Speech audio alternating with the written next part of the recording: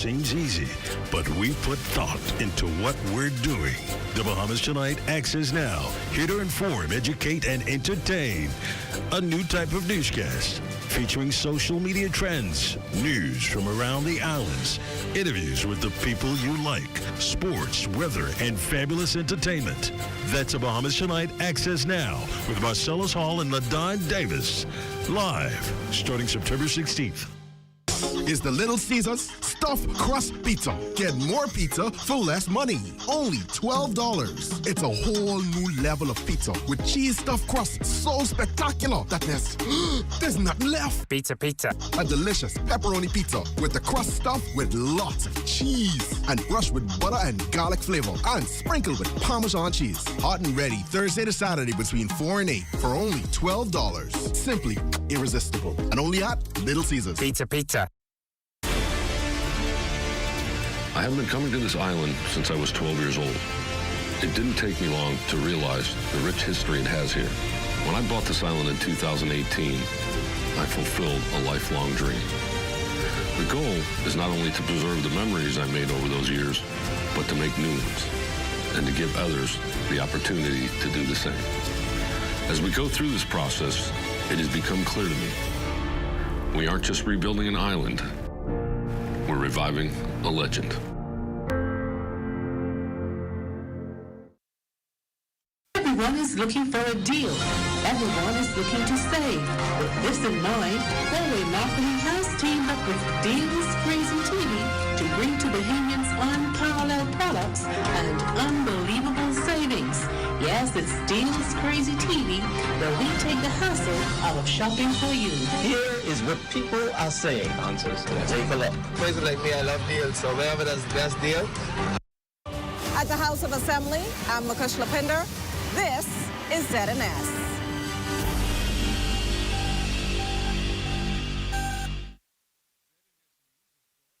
This is the Bahamas Tonight, the Northern Edition. Here's a look at tonight's top stories. After an intense saga, Ingrid Carey reunites with family. Plus, police on Grand Bahama on the hunt for 2 wanted men.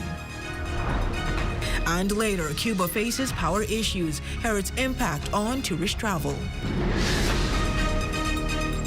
The Bahamas Tonight Northern Edition starts now.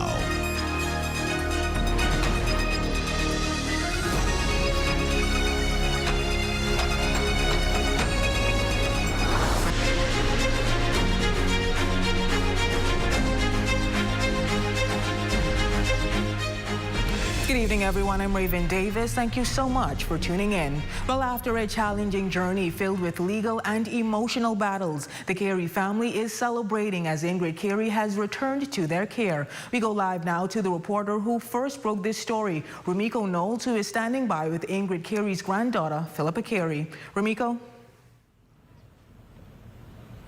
Thanks so much, Raven. It's been a long and hard few days for the Carey family, but guess what?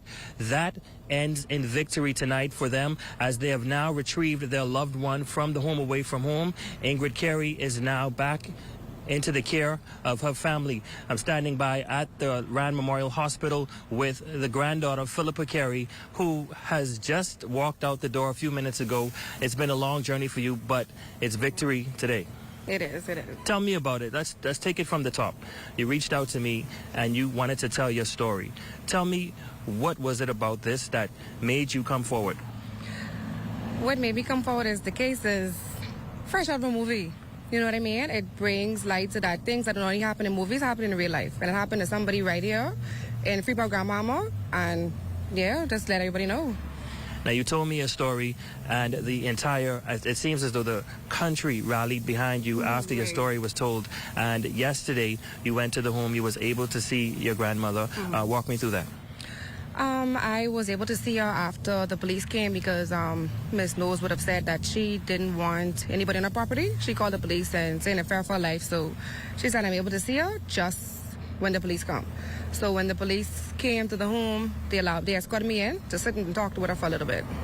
24 hours later, things took a turn, but a turn for the better for you. We received a call saying that your aunt, Sharon Thompson, has the legal or the official power of attorney, and you guys were able to retrieve Ingrid Carey from the home today. Right. Tell me about that.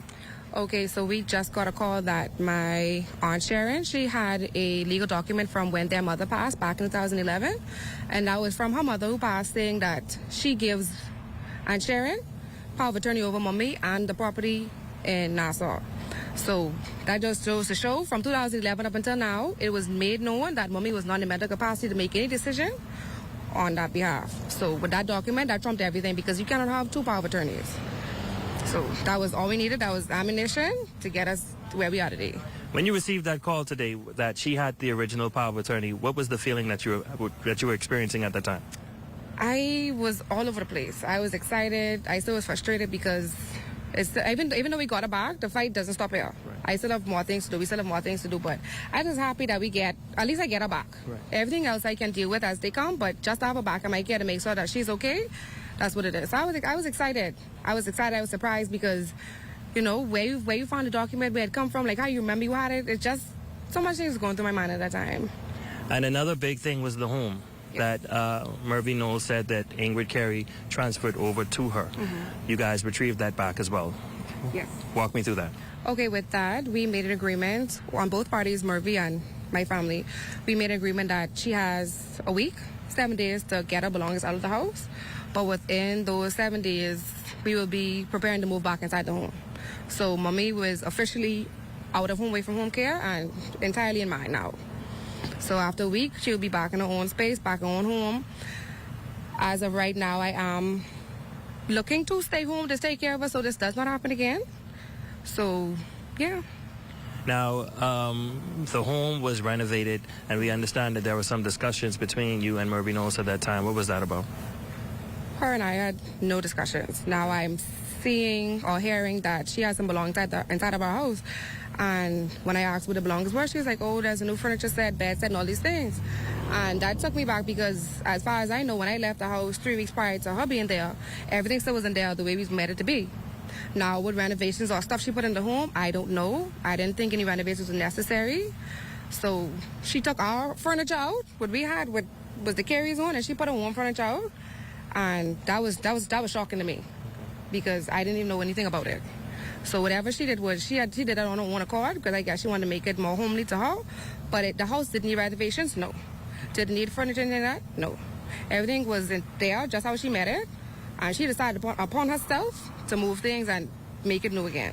Okay. Now, everybody is wondering, how is Miss Carey? I know you were able to see her today. Yes. You just walked out the hospital a few minutes ago. She's been admitted into the hospital? She is there just as a wellness check, just to let everybody check her vitals, see what state of mind she is, how is she? That's exactly what they're doing now. Now, as far as I know, they may or may not release her back to me tonight. I don't know if they want to do further testing, whether it be with the psychiatrist or the doctors being evaluated, but she is in their care right now, and they're doing some checks on her, doing blood work and all that stuff. You were speaking with her, I heard over the phone when I called you earlier. Yeah. What was that conversation? How does she feel about everything that's been going on? Does she even know what's been happening? She knows, but she doesn't know. She knows that she is out of the home now. The only thing she keeps telling me is, why it take so long? Why did it take so long? I told her I know the process was rough on both parties. I might not have been there and during it with her, but I had my own mental dealing with being afar from her, knowing everything she was going through. She just keeps telling me, why it taking so long? I say, you good now? She's like, we're good to go where? Back to home, away from home? I said, no, you're not going back there. You're with me now. And so she just started talking about something else after that. Okay. But I told her, no more home, away from home. She's home. Okay. Yeah. And at the end of it all, the Carey family and the Knowles family both came to an amicable agreement. And as best as we can. As best as we tried to meet each other in the middle. Now, the 20 grand, what she's asking for, that is new to me. And we're definitely going to fight it. Like I said, this is just the beginning. The most important part is done, but we still have work to do. Okay. So we're definitely going to fight that claim of 20 grand, or if she wants to go to court, we're definitely down. Even if she does want to go to court, we're going to court because some things that they did and went about it was the wrong way, and we want to get justice on every part. On every part. And when you reached out to me, did you expect this to go be as big as it was? You had the entire country rallying behind you. Did you expect that? No.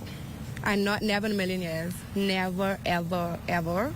I mean, I know it would have raised a few eyebrows and a few persons would have reached out to me, but to see how far it went to Jamaica, Turks and Caicos, every island, it's crazy. I never expected that. Never. Any words you want to say to the people that supported you throughout this entire process? Of course. I just want to let them know that I thank you. Everybody near and far, whether you share, post, commented, and when Murphy was there, you commented back on my behalf, whether you share the post, like it, and just you listening to messaging me the encouraging words, I thank everybody. For persons who left work or never went into work just to come to stand in front of home away from home to support me and my mother, I appreciate you. I thank you.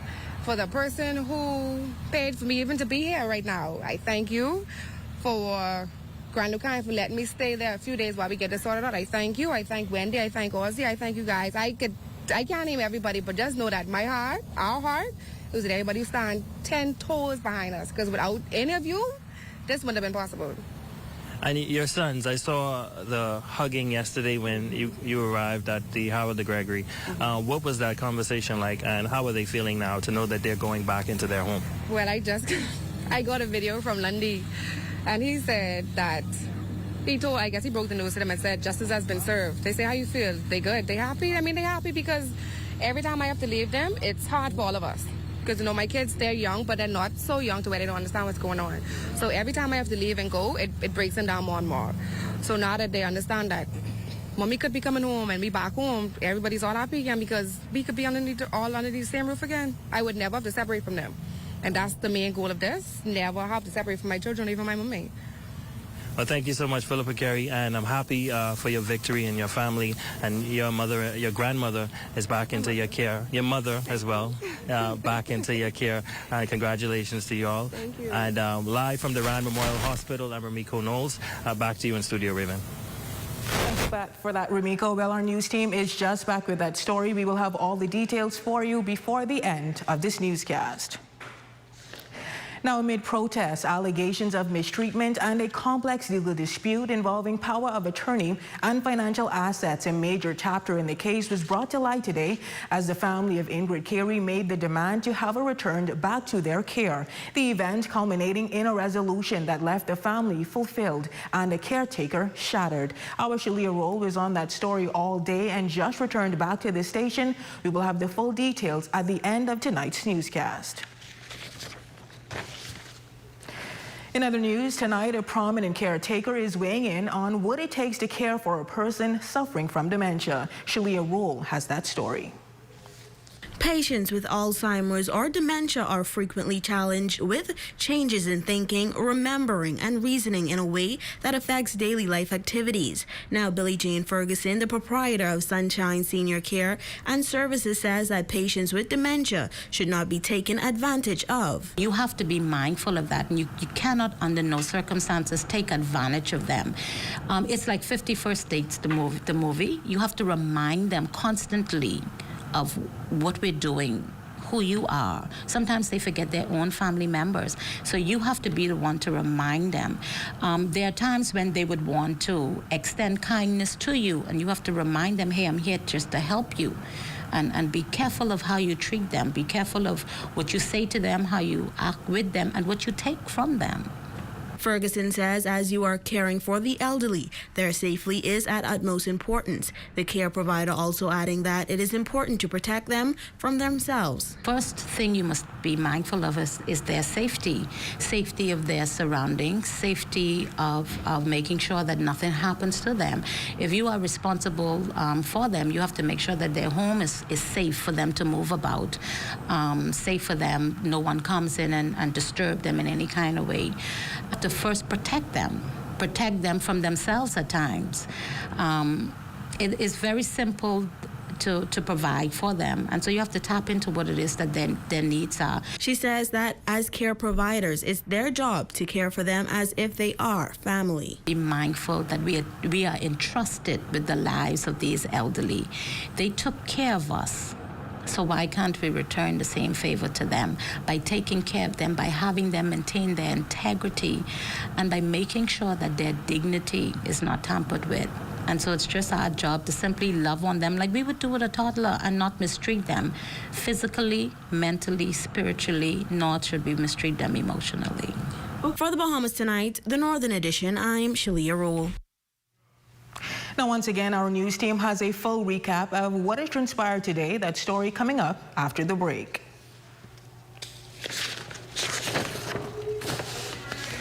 Well, in news from police, officers attached to the Northeastern Police Station here on Grand Bahama are busy searching for Yvonne Akeem Adderley in connection with shop breaking. Adderley, 21, stands 5 feet 9 inches tall, slim build, weighs 147 pounds, dark brown eyes, brown complexion, and dark brown hair. His last known address is number 61 Faith Avenue, Freeport. Police advising members of the public to approach with extreme caution and care, as he is considered to be armed and dangerous. If you have any information on the whereabouts of Adderley, please contact Police Emergency at 911, National Crime Prevention Office at 302-8430 or 1, Crime Stoppers at 352-1919 or 350-3106 or 9, 242-300-8476, 350-3014 or 6, the National Crime Prevention Office at 302-8430 or 1, or the Police Command Center at 422-2872 or 2870.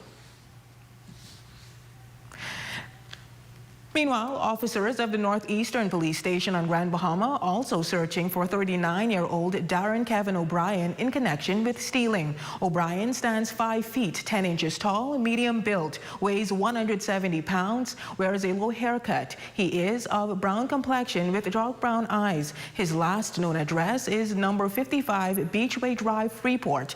If you spot him, please approach with extreme caution. He is considered armed and dangerous. Dial police emergency at 911, the National Crime Prevention Office at 302-8430 or Crime Stoppers at 352-1919 or 350-3106 or 9. Family Islanders can call 242-300-8476. Well, switching gears now, for weeks, several power plants in Cuba have been compromised, leaving the island without power and many areas without water. It is a country that many Bahamians travel to for touristic and medical reasons. Well, tonight, our Yolanda Thompson Everest speaks with Bahamian Ambassador to Cuba, Dr. Ellison Raming, on the latest.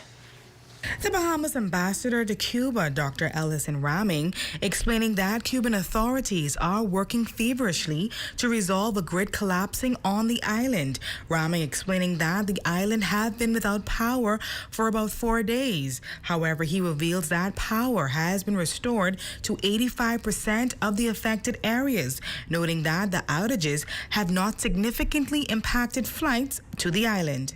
Well, I'm sure the government is doing all it can to ensure that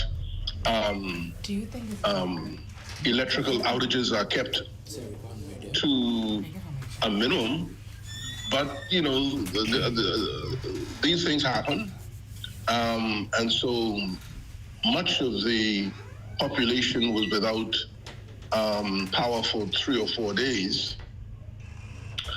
The problem, I think, was exacerbated by the fact that many of the businesses, government offices, homes have generators, but the generators, for the most part, were inoperable because you couldn't access diesel or gasoline to power the generators, because at the service stations, they're automated, and therefore they had no power to dispense the gas or the diesel, and made the problems worse. Dr. Raming further states that the outages did impact Bahamians living on the island. However, the presence of the Bahamian embassy made a significant difference in supporting those affected. I was in touch with Bahamian students, and they were impacted as everyone else was. Many of them lost perishable food items, and the embassy was able to store some of their meat products within the ambassador's freezer, or the embassy's freezer. But they're trying to recuperate and regain many of the items that were lost. The ambassador sharing that the country is close to returning to normal and noted that Bahamians are still traveling to Cuba. Bahamians are still coming. There was a flight yesterday, and many Bahamians came. For the Bahamas Tonight, the Northern Edition, I'm Jolanda Thompson, Everest. And still to come. In a bid to raise awareness about personal well-being, Urban Renewal and the Public Hospitals Authority joining forces to host a health and wellness fair. That story and sports highlights when we return.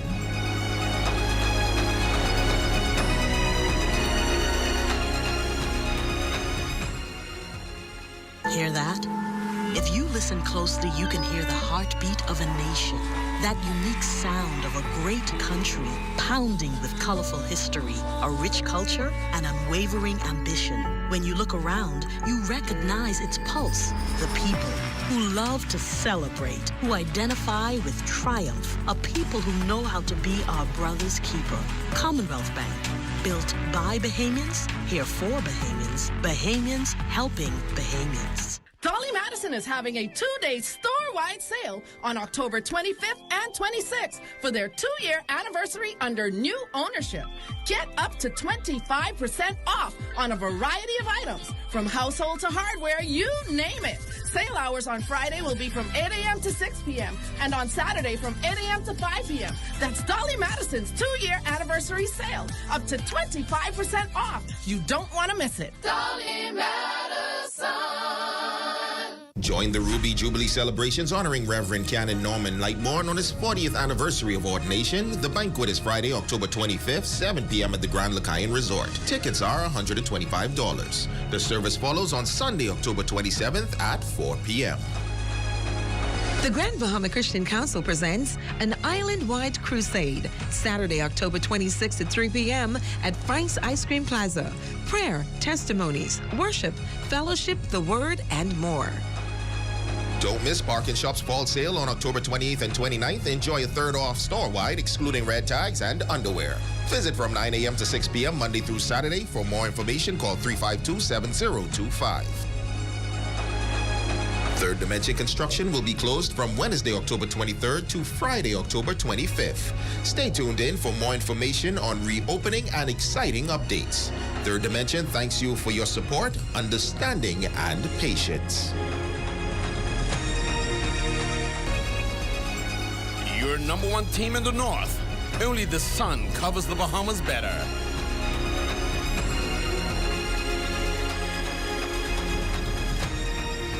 Welcome back.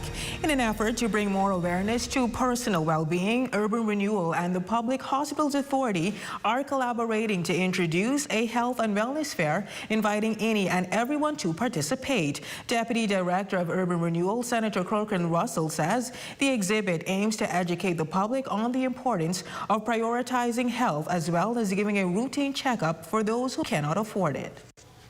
We believe that here in Urban, we have an opportunity to partner with healthcare facilitators, all those involved in the technical side of healthcare, as well as the administration side, to ensure that our people, especially those in our densely populated urban areas, receive proper health care.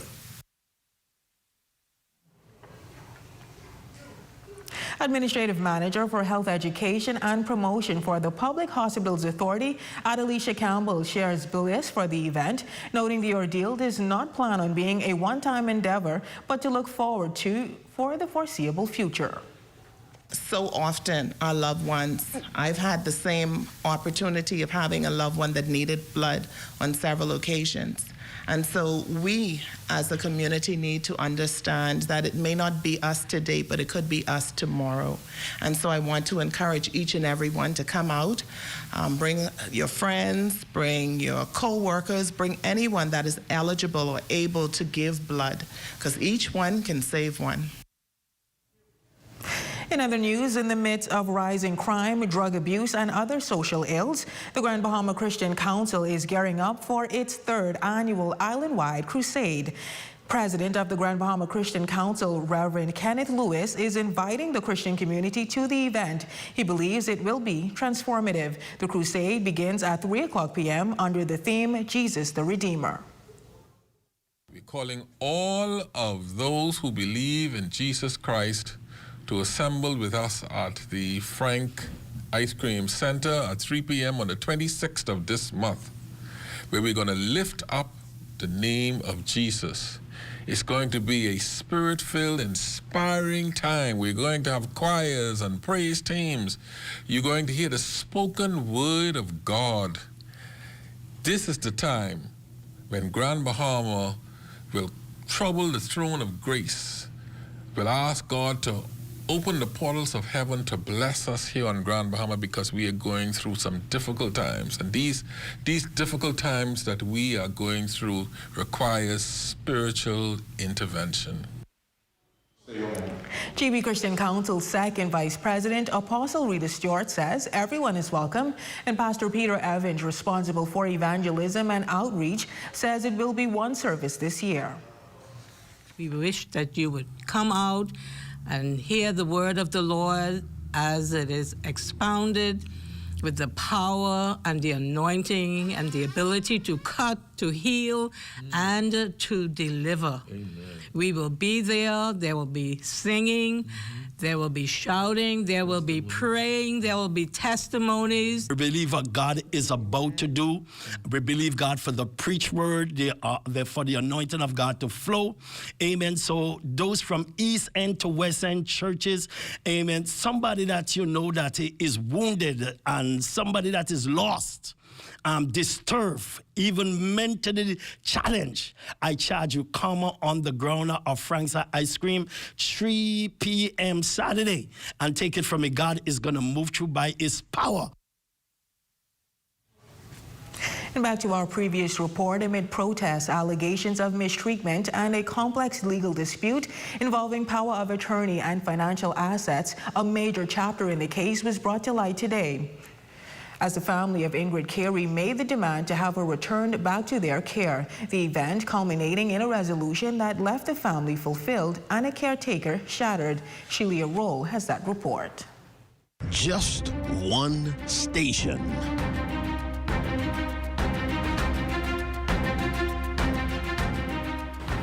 Residents in Grand Bahama are raising serious concern, questioning the credibility about an elderly care facility and its owners, questioning whether or not it truly provides a home away from home. Protesters gathering outside of the elderly facility on Thursday morning, demanding answers and justice. How you can let someone who you know in and right mind sign over all them stuff? The protest stems from allegations made by Philippa Carey, daughter of Ingrid Carey, a resident of the facility ran by Murphy Knowles. Philippa claims her mother's life insurance, survivor's benefit, national insurance pension.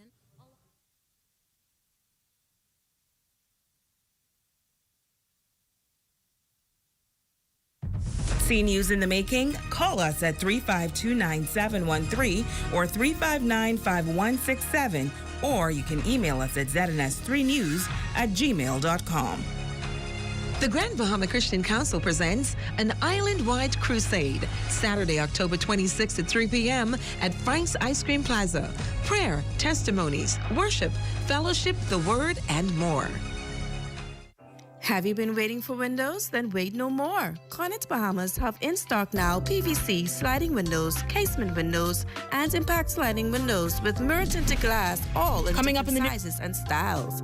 Call us at 352-1301 or visit any of our 4 locations in Freeport, Nassau, Abaco, and Eleuthera for the great products and great prices. Open 8 a.m. to 6 p.m. Monday to Friday, 8 a.m. to 5 p.m. on Saturdays. Caretaker Bahamas, dream, design, deliver. It's the battle of the brains, 20 years strong and still going.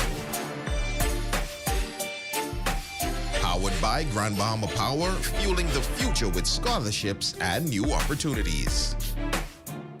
I'm Leanna Johns. I'm from LAS, and I want to say thank you to Grand Bahama Power and to Buckeye for giving us this opportunity. I would like to express my heartfelt gratitude to Grand Bahama Power Company and Buckeye for providing us the opportunity to get a scholarship. The Battle of the Brains, where school pride meets genius.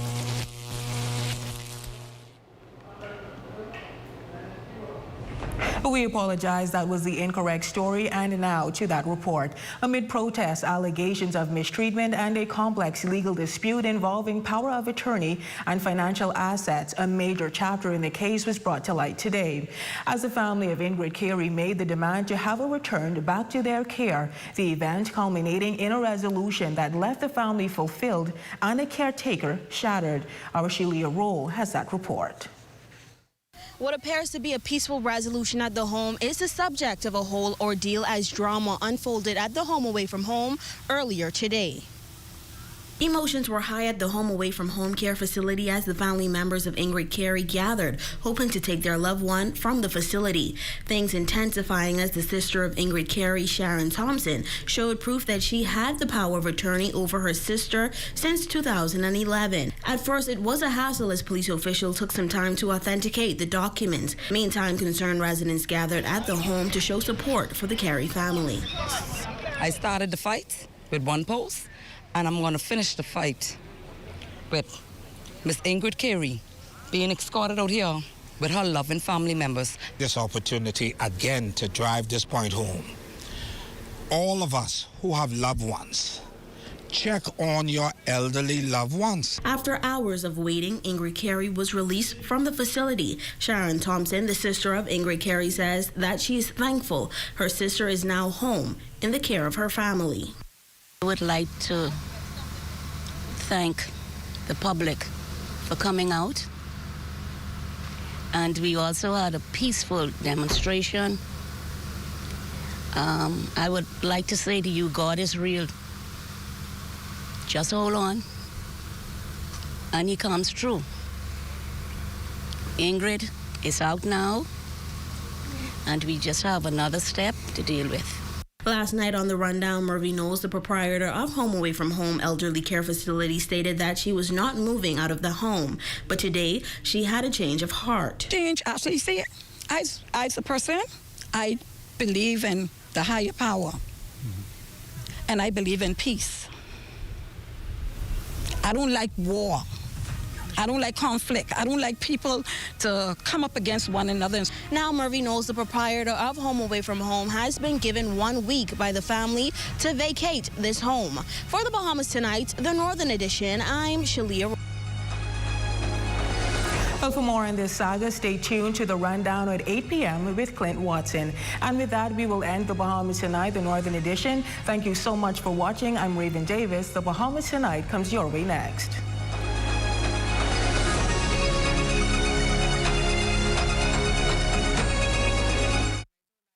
ZNS News is brought to you by the new BTC. Fiber is here. Faster, stronger, more reliable. Together, we are unstoppable. Switch today. Coming up in the Bahamas tonight, the health minister decries the treatment of the elderly, who he says are increasingly being abandoned. Also, temperatures rising on the labor scene as one umbrella group gears up to take action against the government. We have the detail of what's behind the standoff and what that can possibly bring. And the country's main gateway's emergency response put to the test. Find out what that entailed, who were involved, and the end result. The Bahamas Tonight, the National Report starts now.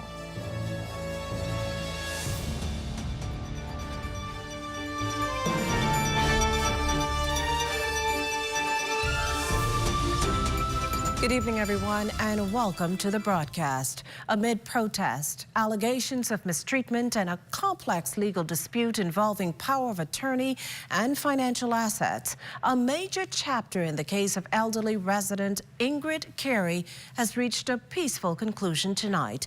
Ingrid Carey returned to her family's care after police confirmed the legitimacy of a long-standing power of attorney document. We can tell you that it was shortly after noon when when police arrived at the home away from home elderly care facility following a request from Sharon Thompson, Ingrid Carey's sister. Thompson presented officers with the original power of attorney, which she stated was issued to her by their mother back in 2011.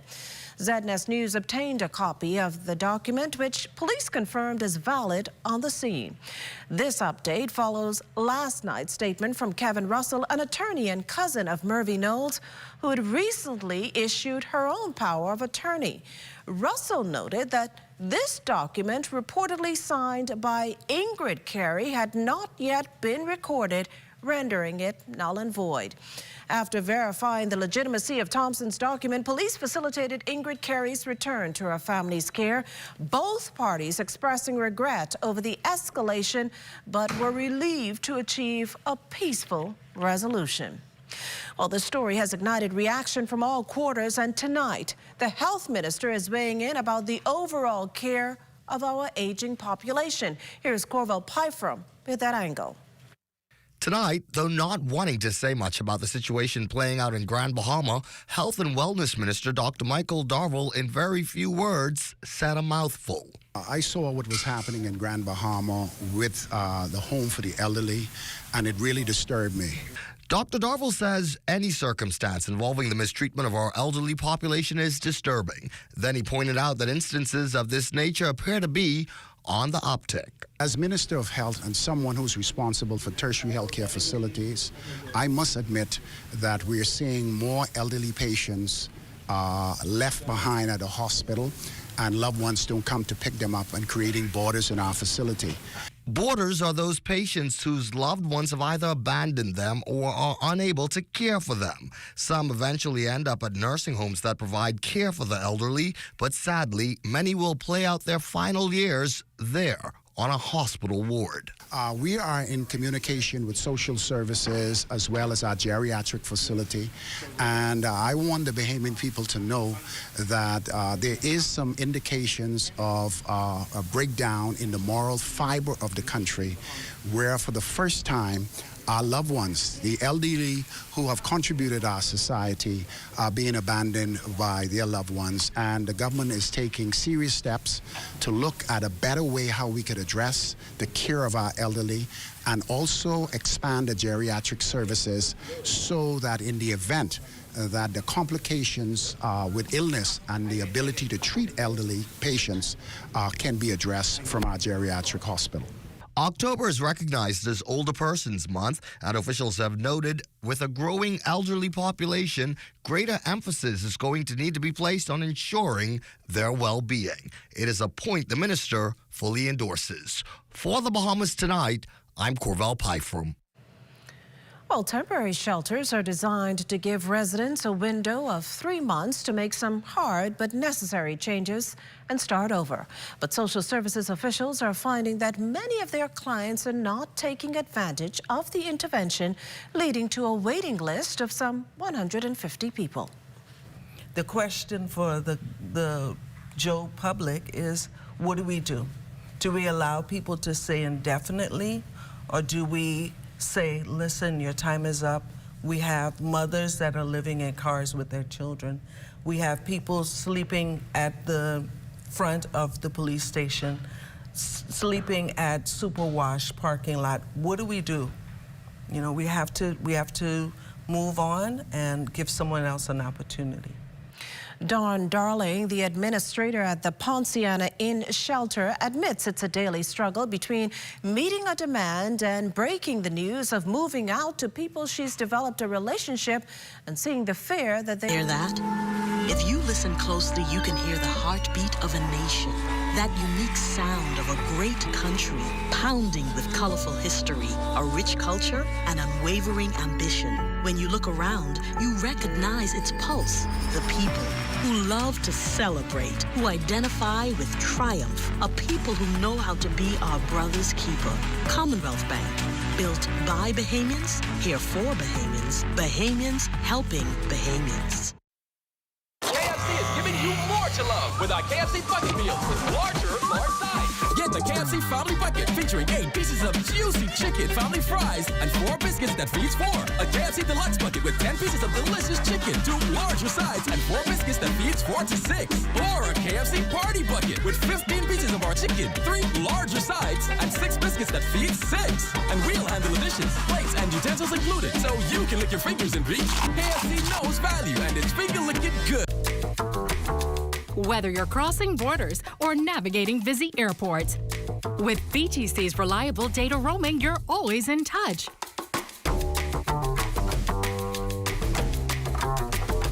In a fast-paced world, staying connected is key. Don't miss important moments. Stay connected effortlessly with BTC wherever your journey takes you.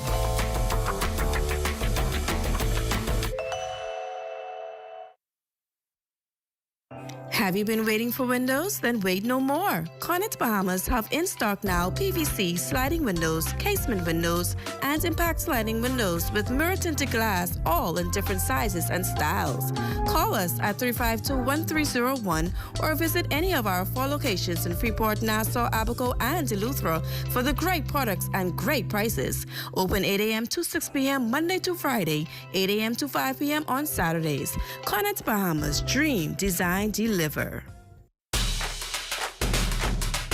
People are going crazy for Popeyes around the world. Some have camped out for hours just to try our delicious chicken. This guy stocked up on 300 crunchy, juicy chicken sandwiches, just in case. And these lovebirds celebrated their wedding with the Popeyes cake. For real. We get it, y'all chicken lovers. Because we're just as crazy to marinate our chicken for 12 hours and make every piece by hand. That crazy love, we love. This portion of the news is brought to you by Bahamas Striping Group of Companies. You're looking at a shot of West Bay Street looking west with Long Wharf and Arawak Key on the right and Clifford Park on the left. Welcome back. Free National Movement leader Michael Pintard's responding to former party leader and former Prime Minister Dr. Hubert Minnis's claims he is no longer allowed to speak at F&M events. Dr. Minnis asserting that forces within the organization are seeking to ice him out. This is the response he gave when asked if he felt slighted. Yes, I am not allowed to speak at any F&M functions. I am not allowed to speak at any association. And you would have known that that caused some problem in the past, but you know, that's the leadership's position. Now, Mr. Pintard, at first reluctant to respond, said he wasn't interested in getting into a back and forth with his predecessor at a time when the present administration's leadership is failing. However, he categorically denies the former prime minister's assertions. We have studied the Bahamian people after this last convention, and we've been focused on those issues.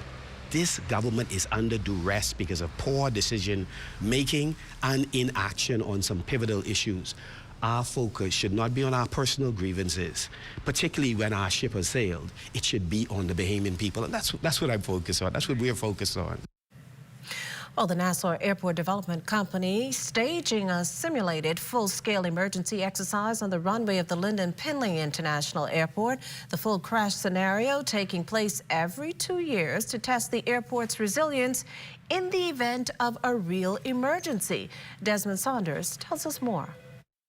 LPIA's emergency response put to the test Thursday evening with a full-scale emergency drill. The role play involving passengers, airline crew, emergency response agencies, and airport employees evaluating the airport's emergency response during a crisis. Vice President of Operations for the Nassau Airport Development Company, Jonathan Hanna. We are required to test a full-scale exercise every 2 years, and so that's why we're out here tonight. We test the most demanding exercise, which is an aircraft accident, and that's why we want to come out and ensure that everybody knows their part, plays their role. Over 80 responders from the Royal Bahamas Police Force, the Civil Aviation Department, the National Emergency Agency, Emergency Medical Services, and the Airport Authority participated in the exercise. And what you're seeing playing out here, and it's again a coordinated effort between NAD and all these various agencies.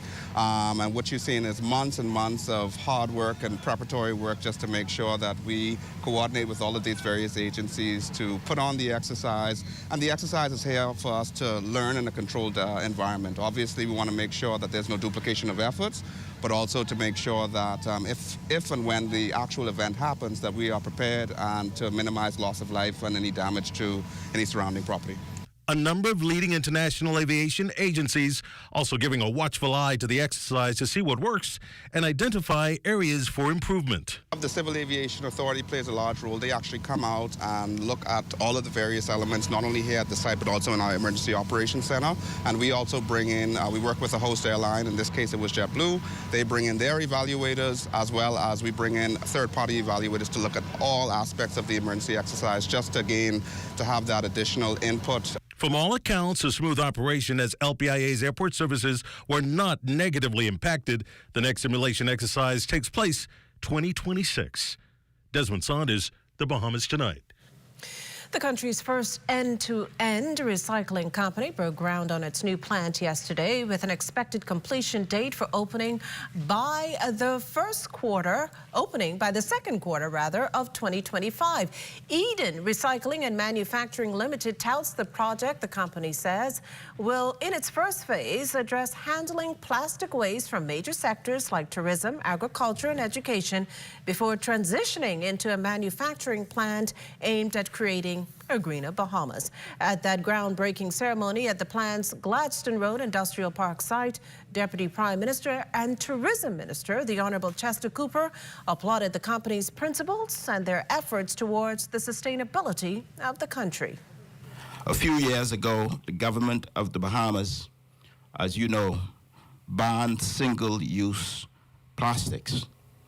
And I believe this created an overall awareness for children and adults across the country that plastics are generally bad for our ecosystem. I'm delighted that by recycling, you are becoming a part of the solution, having identified the problem. So what Eden is doing through this cutting-edge project supports our efforts, the efforts across the government, but also contributes to the advancement of a sustainable destination and a sustainable environment. Stay with us on The Beat is after the break. This portion of the news is brought to you by FOCOL Smart Pass, the smart way to pay at the pump. In the Yellow Elder Garden, Ali and her cousins listened to Grammy share tales. The 70s so sweet, with themed costumes and dancing feet. Then came the brass, reaching new heights.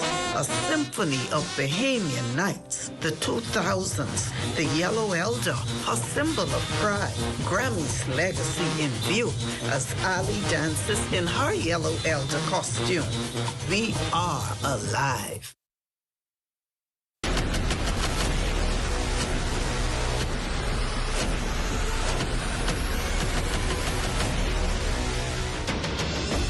A decade ago, the Bahamas Striping Group of companies was birthed out of a passion to change the way we travel.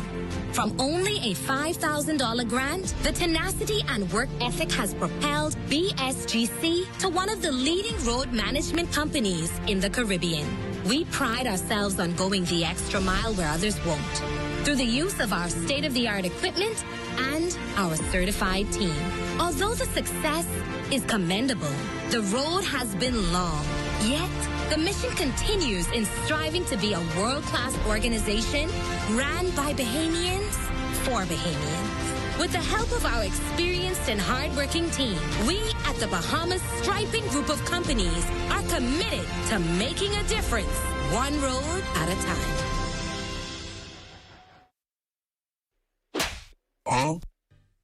$10 deal. Available only at Marco's Southwest, Prince Charles, Village Road, and Robinson Road.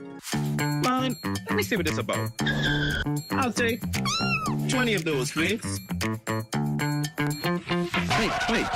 You good? Yeah, bro. Marcus, get this new deal. Get yourself a large one-topping pizza for only $10. $10? Yeah. Thank you. You're welcome. You're welcome. Hey, I need 30 of them $10 carry-out pizza deal, please.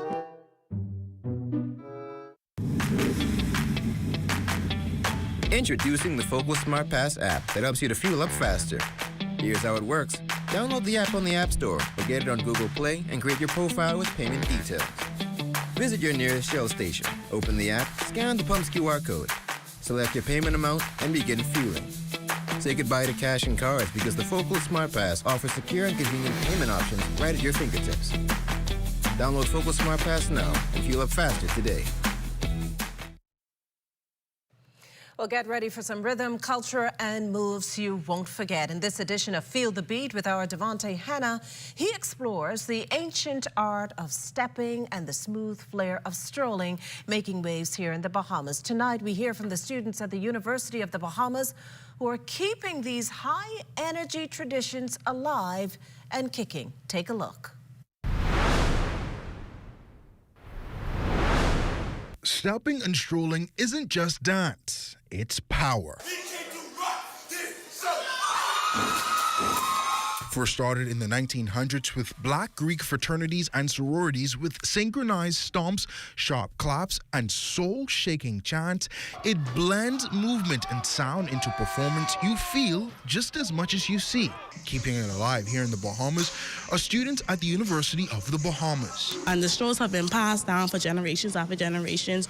You would have sorors that have crossed 50 years before us, and they're in the same line, strolling to the same song. It's just amazing to see. Greek letter organizations on campus for the last 20 years are embracing stepping and strolling, ensuring that these powerful expressions of culture and identity thrive within the Bahamian context. We have 60+ students that are involved in our Greek community, and they're from 8 of the 9 historically black fraternities and sororities that are associated with, predominantly white and black universities in the United States. That's Director of Greek Life and Student Leadership, Ashley Knowles, who notes the significance of the art form steadily making its comeback to the Bahamas. But it's a part of the history of not just Greek organizations, but the black experience, right? The black diaspora and our culture as a people and from the African experience. So when you see our students involved in stepping and strolling, it takes a lot of time and precision and effort in it, and it really expresses who we are and our history as a people. And the excitement is building. On November 9th, these students will hit the stage for UB's Homecoming Step Show. The first of its kind that will celebrate 50 years of knowledge, truth, and integrity of the institution. It's almost a liberating feeling. It just feels like you're free. You glide as a performance, I feel like. And it's just satisfying knowing that everyone's watching you. And that's not all for UB's 50th. Homecoming is going to be the biggest part of our anniversary celebration. So we're really excited about that. And we really want all of our alumni and friends to come home. UB's Homecoming festivities begin on November 1st, with the Step Show being the penultimate event on the 9th at the Kendall G. Isaacs Gymnasium. The celebrations will conclude on November 10th. For the Bahamas Tonight, I'm Devontae Hanna. Well, thanks, Devontae. And no better segue to LaDawn and Desmond, who are standing by to give us a sneak peek of Access Now.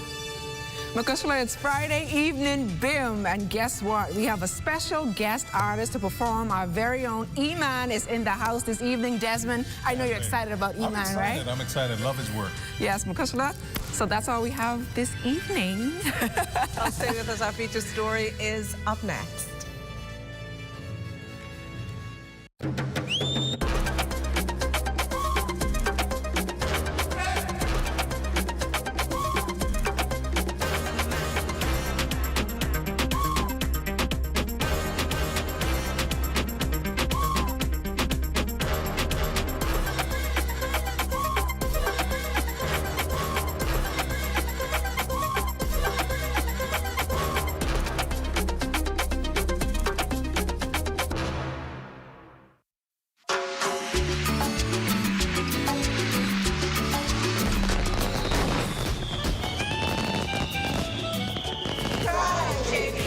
I've been shopping JBI Healthy Choice Coconut Milk for years. And I've been using the JBI jerk seasoning for quite some time now, maybe about 4 years. And whenever I get my JBI jasmine rice, I love to pair it with the JBI kidney beans. I've been using JBI kidney bean with coconut milk for about 10 years. I enjoy using the JBI product. I love the green pigeon peas, especially on a Sunday when I have to cook that family meal. I've been using it now for a few years. My family love it, and we all enjoy it. I normally make my own jerk, but this is the next best thing. Try JBI. And I want to wish you a happy anniversary. Happy anniversary, JBI. Thank you, Bahamas. We at Candid Security offer a varied range of security services, including guard service. We do armored service, we do pre-employment investigation, background checks, also vet people for employment. A live business hosted PBX is extremely important to our operation. I don't have to be in my office. I can easily get connected with our clients, my vendors, my NASA office, and with our employees in the field, anytime, anywhere. Health is the greatest gift. That's where we come in. Bahamas Medical and Surgical Supplies is a premier distributor of medical equipment, as well as medical and surgical consumables. Our engineers are always on hand, providing top care service that saves lives. We carry a wide selection of over-the-counter and prescription items, IV fluids, and other injections. Our products are state-of-the-art, and our entire team stays on top of cutting-edge technology. With more than 2 decades of dedicated service, Bahamas Medical and Surgical Supplies continues to be a trendsetter and innovator in healthcare. We have set ourselves apart by truly caring for our customers. We understand the intricacies of healthcare, and we produce spectacular results. We cherish our partnerships and nurture our friendships as we continue on our quest to help everyone maintain that wonderful gift of good health. Find us on 95th Terrace, Centerville, and now located in the Lucaya Shopping Center of Freeport, Grand Bahama. Bahamas, are you ready? Keep the vibe alive. Music group, along with Alpha Sounds, present the best of the best. Rake and Scrape Explosion Reloaded. This is the biggest one-day all-Bahamian concert of the year. Featuring KB, D-Mac, Abby, Mama D, Fan Sean, Shine 242, The Falcon, and more. Mark your calendars. It's going down November the 2nd at Super Club Racers Ground. Tickets now available at BahamasEtickets.com or both Beauty Shack location. General admission $60. VIP, Skybox, and Skypods also available. For more info, call 394-0819 or email keepthevibealive242@gmail.com. Experience the magic once again with more legends for one night only. Come party with us November 2nd at Best of the Best. Rake and Scrape Explosion Reloaded.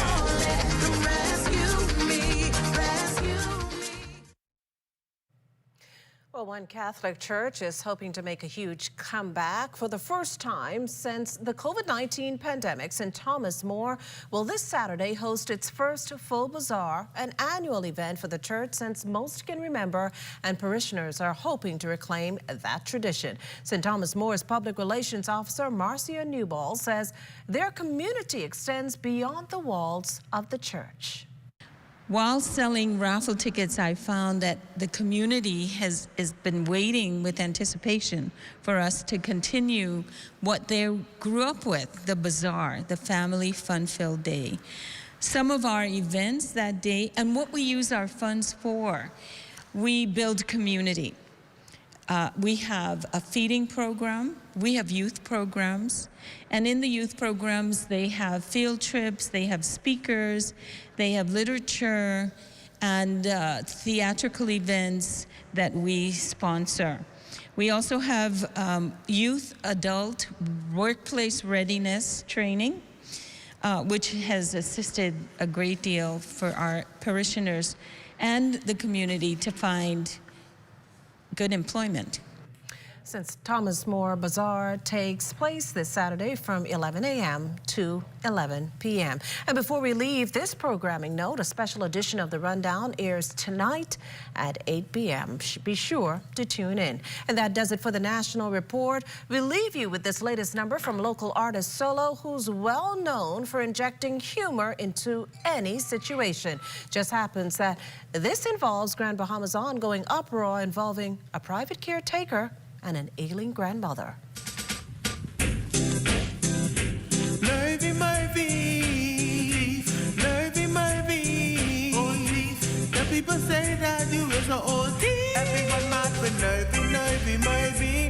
she think the woman grab me property. We're talking about nervy, nervy, nervy.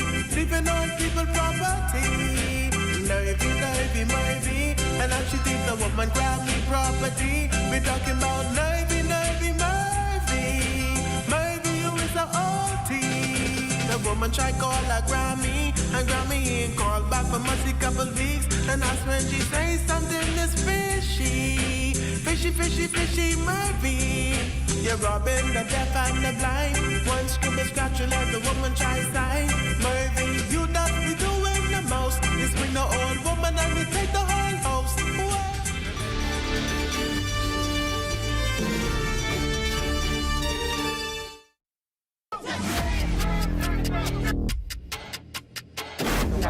So we bump it from time, but join us tonight at 8 p.m. here on The Rundown on the ZNS Network. Beginning Monday, September 16th, it's the new lineup of ZNS News and Current Affairs, 6 p.m. It's What's Trending, Lifestyles in the Afternoon with Stacey Campbell Marshall, 6:30. We head to the north for the Bahamas Tonight Northern Edition, 7 p.m. It's the Bahamas Tonight National Report, followed by the Bahamas Tonight Access, now at 7:30. Then at 8 p.m., your nightly news analysis show, The Rundown, with Clint Watson, and 11 p.m., the Bahamas Tonight at 11 with Royston Jones. It's a full lineup of the new ZNS, and it starts Monday, September 16th. Only the sun covers the Bahamas better. Aviation Week begins on October 27th. Stay tuned for details. plus the kiddies have it. Little Feet Academy recognizes Literacy Week. It's Entertainment Friday. Could you believe it, Adon? Learn about the cooling waters. And coming up in sports, our very own Jazz Chisholm prepares for the World Series.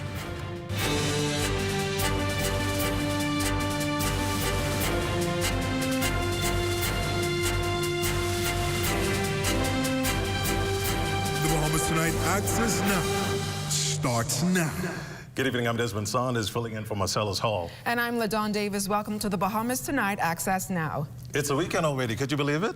Yes, it certainly is, Desmond. And I'm excited and I'm looking forward to the weekend. I know you're looking forward to it as well. I am. Me too, yes. But for what's happening, let's dive straight into the news. On a Friday, the Bahamas Department of Aviation is excited to announce the second annual Bahamas Aviation Week. The week is scheduled for October 27th to November the 1st under the theme, A Celebration of Aviation Partnerships. Dr. Kenneth Romer, Director of Aviation and Deputy Director General of Tourism, spoke on how this year's Aviation Week builds on the last and is hope for the next year. So the first year focused really on the launch of our aviation policy, our platform. The template really for Aviation Week is we have the domestic focus, but we also try to partner with an international agency to be a part of this week. Moving forward, we would hope that the next year speaks really to our progress, how we would have advanced over the past 3 years since we implemented the Aviation Strategic Plan. Some of the highlights of the week include a national period of prayer across the country and a Paint the Skies Pink initiative in support of cancer awareness and improving overall aviation health and wellness. The week will intentionally highlight and recognize the contributions of the almost 4,000 team members directly employed throughout the Bahamian aviation industry. In addition to local activities, the Bahamas will host a Latin American and Caribbean Air Transport Association for its 20th anniversary forum. ALTA is important because ALTA really represents one of the most important aviation leaders and decision makers conferences in Latin America, and the Caribbean. So our focus on Latin America and the Caribbean, including the Bahamas, is going to be very prominently felt during the Aviation Week. The students and staff at Little Feet Academy taking to Prince Charles to march for the school's Literacy Week. School Director Dr. Bridget Moss says she enjoyed seeing her and her staff's plan executed and described the experience this way. Great, awesome. I'm lost for words right now. Everything is turned out excellent. This is our 26th year for Literacy Week, and I feel that if you don't have a foundation of literacy, definitely literacy is a lifelong learning. In attendance, Nassau Village Member of Parliament Jamal Strawn, who said collaborating with the school for the occasion was crucial, asked the reason.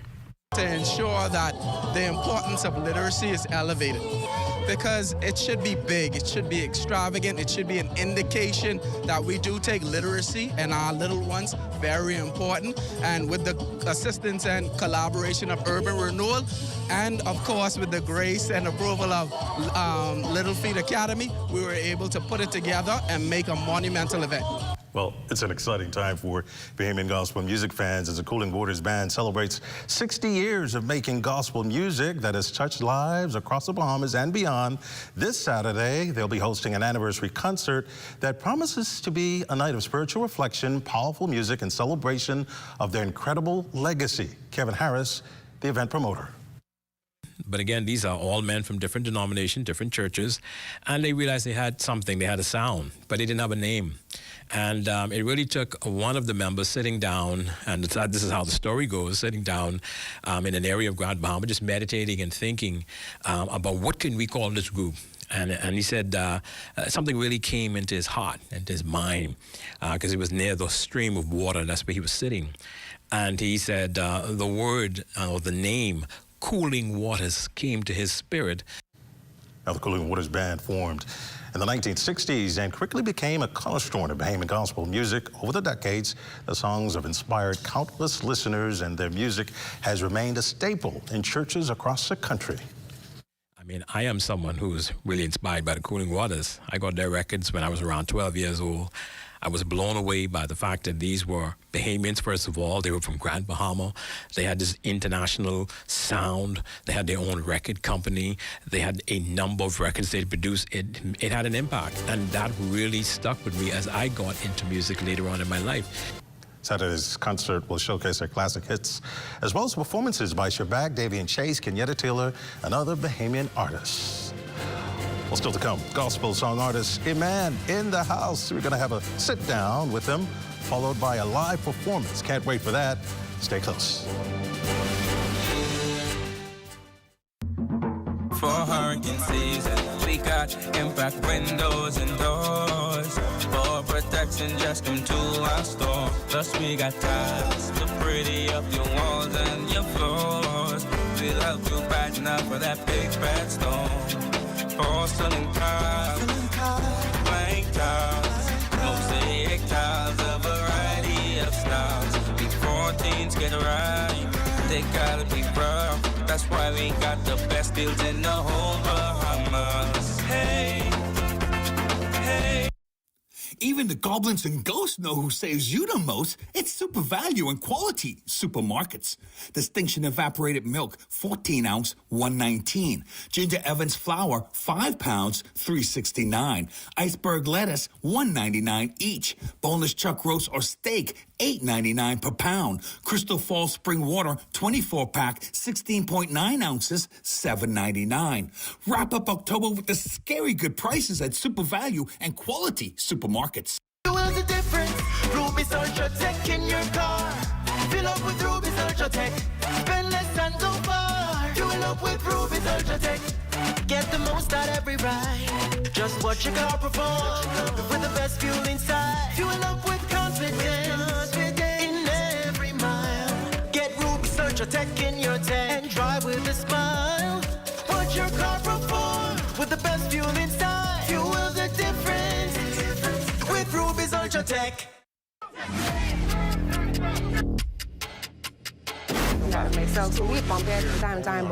Join us tonight at 8 p.m. here on The Rundown on the ZNS Network. How do we get this island of Grand Bahama to continue to bounce back?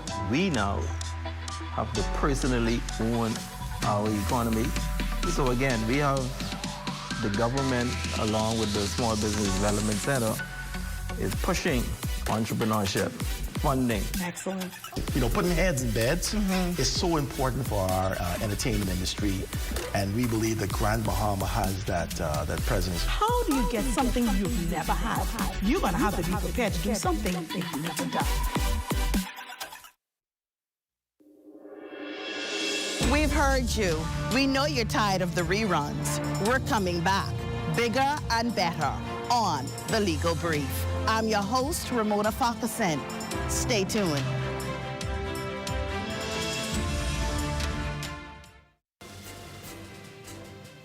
Well, you're looking at a live shot of the Bottom T Dock area. Drone footage provided by our very own drone pilot, Destiny Reed, who has been out at night capturing and bringing these perfect images just for you. Great job there, Destiny. Let's take a trip to Grand Bahama to see what's happening there. Family Island News is brought to you by Commonwealth Brewery Limited.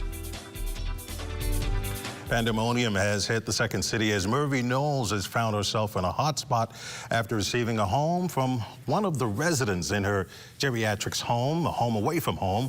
Our general manager, Clint Watson, along with the staff of ZNS Northern Service, led by Ramiko Knowles, have been on the ground following the story. There will be a special edition of The Rundown tonight at 8 p.m. when Watson will give us the latest in that developing saga. Make sure to tune in. Let's turn things over to LaDon Davis, who has a special guest. LaDon.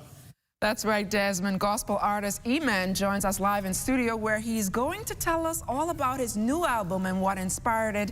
E-Man, welcome to the Bahamas Tonight Access Now. It's good to be here. Thank you. So talk to us a little bit about your new album and the songs on your album and what inspired them. The album is called Facades and Personas. It speaks to the church from two different perspectives. You have people who live a life displeasing to God, but when they get in the church, they put on this facade of being holy and having it all together. And then the other perspective is people who fight and stuff and struggling with stuff, want to talk about it, want to seek help, but because they will be judged and talked about and preached on, they choose to put on a facade and this persona of holiness just to find a safe space. Yeah. And talk to us a little bit about your album. I know it's not the first album that you've done. I know you said 16 songs are on it. Talk to us a little bit more about the album and how did you get to write the songs? The album is full of transparency, honesty, conviction, and perspective. It talks about, it doesn't bash the church, but it sheds light on a lot of things that needs to change. Yeah, but the album, I say one of my greatest body of work so far, yeah. And I know you seem to put a lot of creativity into your music videos. Talk to us a little bit about the production behind the videos. So I shoot, edit by myself. I do everything myself. I'm very impulsive, so most of my videos and stuff like that, it comes by a thought, so I have to do it the next day. When the thought comes, I have to pull it off, like right away, or if it goes away, I lose the passion to get it done. But for some reason, that impulsiveness about me has been giving me some beautiful work, I have to be honest, yeah. And I know you being one of our very best cameramen has a lot to do with the energy behind putting a lot of these videos together. Yeah. Yeah, being a cameraman, it helps you to better see the vision yourself and how you want it to look. So yeah, I'm grateful for God in every aspect because I could produce, I could write, I could sing, shoot, edit, everything. So. And I know you said your new album has about 16 songs on it. Any favorite ones? Yeah, it's called The Art of Silence. It's a very transparent song from me, for sure, yeah. And where can persons actually, I guess, want to purchase your new album? The album is everywhere that has to do with music. Digitally, Apple Music, iTunes, Spotify, Amazon Music, everywhere, literally everywhere. You could find my music, or you could go on YouTube, just type in E-Man, find me on Facebook, wherever. Socially, my album is right there for you. Yeah. And you're going to perform that new album, that new song for us later on in the show, right? I'm going to perform it. You're excited about that? For sure. All right. Iman, it's always a pleasure to see you because you know you're one of our colleagues as well. So it's always a pleasure to see you, and we can't wait for you to perform this evening. Thank you so much. Thank you so much. Don't go anywhere. Sports is up next. Coming up in sports, Josh Chisholm and the New York Yankees against the LA Dodgers in the World Series. Hey, Mom, can you look after Kaylee? Sorry, I'll be out for a while doing my home and car insurance. What? You know there's a newer way, right? A new way? Where have you been? Look, go to newerinsurance.com, log in, get your quote, buy your insurance, done. You can even use it to manage a claim. Oh? By the way, it's not NUA. It's NUA. Where's she been? Do it anyway with NUA Insurance Agents and Brokers.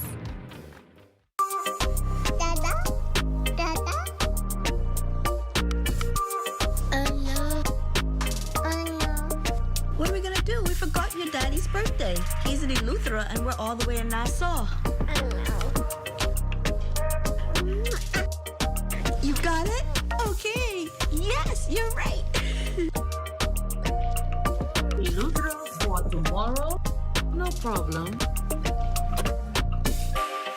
The Ministry of Education and Technical and Vocational Training is proud to advance education on the Family Islands. Students will attend for the first time new schools in Staniel Key Comprehensive in Exuma, McLeanstown Primary in East Grand Bahama.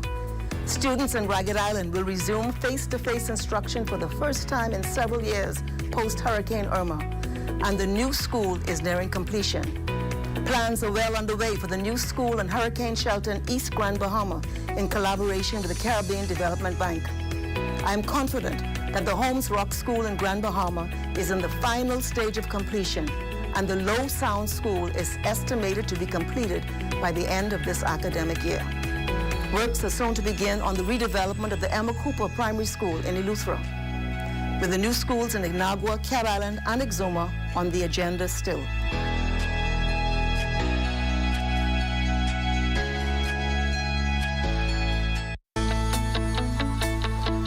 Battling for Bay is a joke compared to battling colon cancer.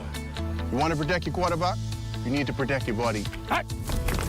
The same way we declare that we will be victorious on Bay Street, it's the same way you will declare that you will be victorious over colon cancer. Colon cancer is the third most common cancer affecting Bahamians. Both men and women are affected equally. Fortunately, colon cancer can be prevented by scheduling routine visits with your doctor, by being aware of the symptoms, and by having some form of colon cancer screening when appropriate. If you're over the age of 45, talk to your doctor about having a colonoscopy today so that you can avoid a conversation about colon cancer tomorrow.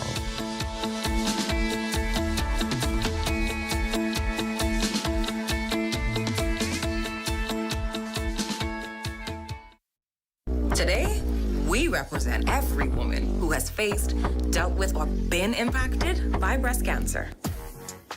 Today, pink is the new black. 1991 is when pink became the color associated with breast cancer, when the Susan G. Komen organization held its annual race for the cure. During the New York City race, participants received pink ribbons. Today, we wear the color that represents support, femininity, care, and fight. It's Breast Cancer Awareness Month.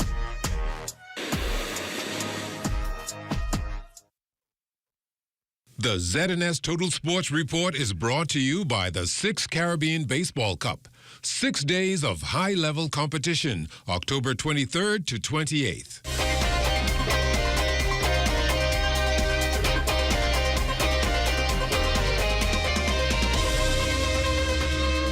It's Friday already, and as the saying goes, it's a Friday evening. And guess where we're starting once again? The Caribbean Baseball Cup. And that's where we find Marcellus Hall. Well, day 3 of the 6th Caribbean Baseball Cup underway here at the Andre Rogers Baseball Diamond. Last night, Team Bahamas back in action, going up against St. Martin, looking to stay undefeated at this very same event. Not going quite as planned, giving up 3 runs in the first and a couple of runs following that. Team Bahamas eventually going down by a score of 8-0 to fall to 1-1 in tournament play. Now, Albert Cartwright, who is the assistant coach for Team Bahamas, talked about what went wrong and what they have to do now to turn things around. Coming into the game, everyone thought that this was the weaker team that we played. Obviously, they came together and they played as a team, put some balls in play, and that's going to carry on for the rest of the tournament. So I think as we go forward, we know we can't take any game for granted, and we just had to come out strong and play our game. So as we mentioned, the Bahamas now 1-1 in tournament play. They face off against Curacao this evening. Should be an interesting chance for them to go 2-1 and still remain in medal contention. We'll see if indeed that does work out the way they anticipated. Of course, we'll let you know exactly how things go as this tournament progresses here at the Andre Rogers Baseball Diamond. Reporting here for ZNS Total Sports, I'm Marcellus Hall. Thanks a lot, Marcellus. Jazz Chisholm and the New York Yankees in Game 1 of the World Series. Pitch time in a few minutes, 8:08 in L.A. against the Dodgers. It will be the 12th World Series meeting between the two storied franchise. Third playoff appearance, however, for Jazz Chisholm. First time playing in the World Series. This one's special for Jazz and for a personal reason. It means everything. I'm playing against my grandma's favorite team. You know what I mean? Like, she wished I was playing for the Dodgers, but hey, it all works out. She gets to see her favorite team in the World Series, too. Can't wait. Game time once again is 8:08. Who will Grammy be pulling for? Her favorite grandson playing against her favorite team. What a moment. That's it for sports. More coming up at 11.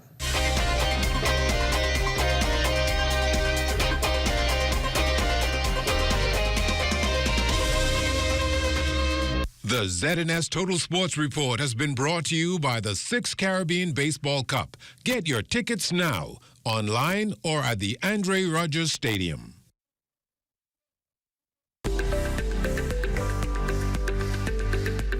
The Ministry of Social Services, Information and Broadcasting is partnering with the Bahamas Christian Council to help build stronger Bahamian families. I believe that our ultimate experience in living begins with God and family. Our purpose is to facilitate, guide, inspire, and equip you to have a better life. And a strong family foundation begins with each of us trying to become better individuals.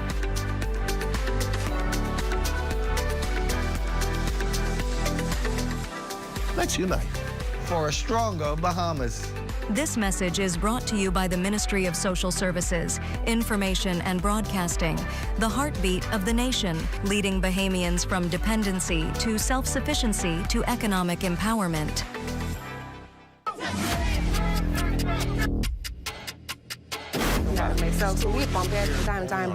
Join us tonight at 8 p.m. here on The Rundown on the ZNS Network. Strong family bonds provide a crucial support system, often filling the gaps that might otherwise lead to reliance on social assistance. If we get the family structure support system right, you won't see adult children willingly putting their parents in senior citizens' homes. You won't see anyone putting children up for adoption. We should be the safety net for when the family begins to have some challenges. Addressing the root causes of dependency is essential, as our goal is to shift the focus from merely providing aid to fostering self-reliance. We must be prepared to move persons from dependency to self-sufficiency to economic empowerment. And I'm asking the public to join us on this journey. This has been the Heartbeat Brief, an inside look at the Ministry of Social Services, Information and Broadcasting. Hey, what's up, Mario? Hey, Dale, what's going on? Have you seen ZNS new digital platforms? No. Let me go check it out. Good day, Bahamas. I'm Devontae Hanna, and this is ZNS Digital, where we cater to your news and entertainment needs. Are you a foodie? I thought so. Then look out for Digital Bites. shining a light on Bahamians and the good that they do. ZNS Digital is home to the sunshine. Keeping up with the latest trends, our original content will keep you entertained. Yeah, that's cool. But have you seen the new website? No, I didn't see it. Let me go look. We're still your most trusted source for news and information. That's ZNS Digital? Yeah, that's ZNS Digital, the people station in your pocket.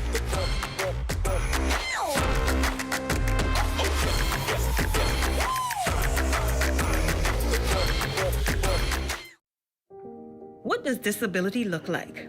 In a busy airport terminal? At the check-in counter? At security checkpoints? Or even in baggage claim? Passengers with hidden disabilities often go unnoticed. Globally, 1 in 7 persons have some form of a disability. 80% of those disabilities are non-visible. In an airport environment, workers are often unaware of hidden physical, mental, or neurological disabilities that some passengers live with. This can lead to frustration and a less than ideal travel experience. So, how do we make the invisible more visible? At LPIA, we've implemented the Sunflower Lanyard program. The lanyards are visual cues for airport workers to immediately identify passengers who might need additional assistance. NAD is teaming up with the National Commission for Persons with Disabilities and key stakeholders at LPIA to launch the internationally recognized initiative. We're joining more than 180 airports and 26 countries already in the program. NAD is the first organization in the Bahamas to recognize the Sunflower Initiative. It's a way to show our continued commitment to making LPIA a safe, welcoming, and inclusive airport for all. Passengers needing to secure a free Sunflower lanyard can email sunflower@nas.bs or call 1242-397-8600. For more information, visit www.nassauLPIA.com.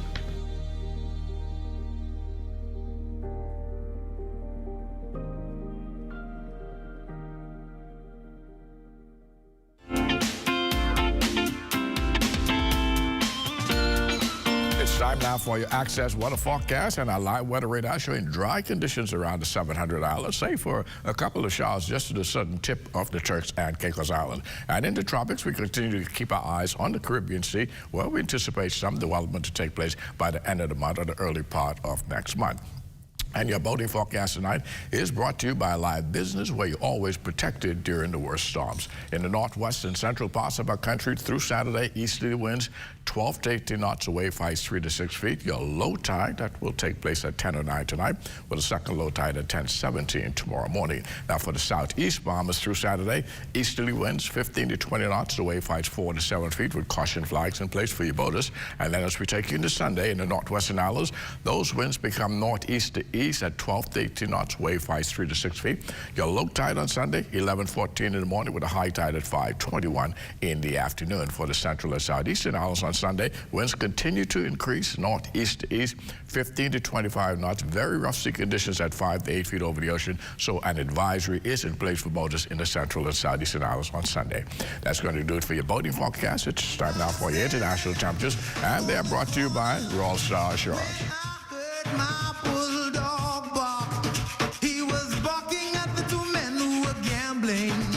In the dark, it was staggerly and Billy, 2 men who gambled late. Staggerly threw a 7, Billy swore that he threw 8. And that's going to do it for your international temperature, brought to you by Royal Star Assurance. But join me at 11 o'clock for a full weather update. And right now, we turn you over to our Friday entertainer, E-Man.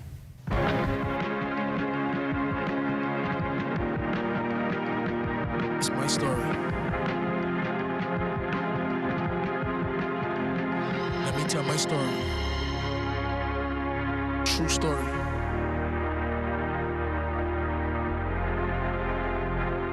Let's break silence. Look, I was just 10 when she told me that she wanted to play. As she was 12, thought it was innocent. I said, okay. I was intrigued by the way she would touch my lips and say, don't tell us all about this, it's our secret. So I kept it safe. And she would kiss me, I would let her. I'm thinking it's nothing. She put her hand inside my pants while she's staring and blushing. And then she told me do the same, still thinking nothing of it.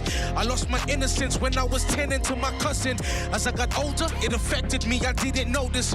Battling incest at the age of 12, afraid to show it. At 14, 14, lust that took over. I couldn't control it. All I wanted was that same feeling, my cousin awoken. It got worse. I would wake up with a bed full of semen. Pornography and masturbation was my biggest demons. So introverted, I never showed it. Inside I'm screaming, somebody save me from myself, cause I don't wanna be him. I want it to be this way. Yeah. But if I told you the things I faced, what would you say? I'm so afraid you'll judge me. What if I told you the things I faced? How would you look at me? But if I stay silent, it's better this way. Listen, fast forward, I'm saved now, living for Christ. Rapping from churches to churches, I was good on this mic. Preaching on how to live right, yo, my lyrics were tight. But there was an issue that was never addressed or brought to light. I was still battling lust, and it became worse. Something that happened to me at 10 followed me to the church. Didn't know how to say no to the women that would flirt. I did my dirt to pick up the Christian, got back to work. I was anointed, that's what they all got from me. Saved and sanctified, couldn't speak about this here part of me. Cause if I did, I'd be judged for this man I didn't want to be. Wanted to call on someone, but then so much people called on me. They put me on the stage. I'd say a prayer and do it. Searching for my deliverance. They found it in my music. Putting on facades, knowing the truth make you feel stupid. But you know the kind of looks you'd get if anybody knew it. So you keep it to yourself and try to deal with it. They say prayer changes things, so I went and healed with it. I guess they lied to me saying that I feel different, cause I did the same thing and realized I'm still in it. The church should be a place of vulnerability and aid to the sickly and the ones that's fighting every day. That's community, but truth is the church became a place where we have to hide the flaws, never show I'm joining the parade. Shut up and give it praise. I never wanted to be this way. But if I told you the things I faced, what would you say? I'm so afraid you'll judge me. But what if I told you the things I faced? How would you look at me? But if I stay silent, it's better this way. I never wanted to be this way. But if I told you the things I faced, what would you say? I'm so afraid you'll judge me. But what if I told you the things I faced? How would you look at me? But if I stay silent, it's better this way. Such a heart-wrenching story there by our very own Iman. Iman, that was a wonderful performance. Thank you so much. I appreciate it. Desmond, that was a wonderful performance. It was great. It was really great. It told his story, you know, his story of innocence and back then when something happened between him and his family member. I'm sure you were aware of that. That must be the inspiration behind what you do. Yeah, it is transparency. Mostly that's what my music is mostly about. Great. Transparency, yeah. Right. Very inspirational. Had a good time. That will definitely take us into the weekend. But stay close. The rundown is up next with our very own Clint Watson. Have a great weekend, everybody. Have a great weekend. Thank you, everybody. At the Broadcasting Corporation of the Bahamas, I'm Clint Watson, and this is ZNS.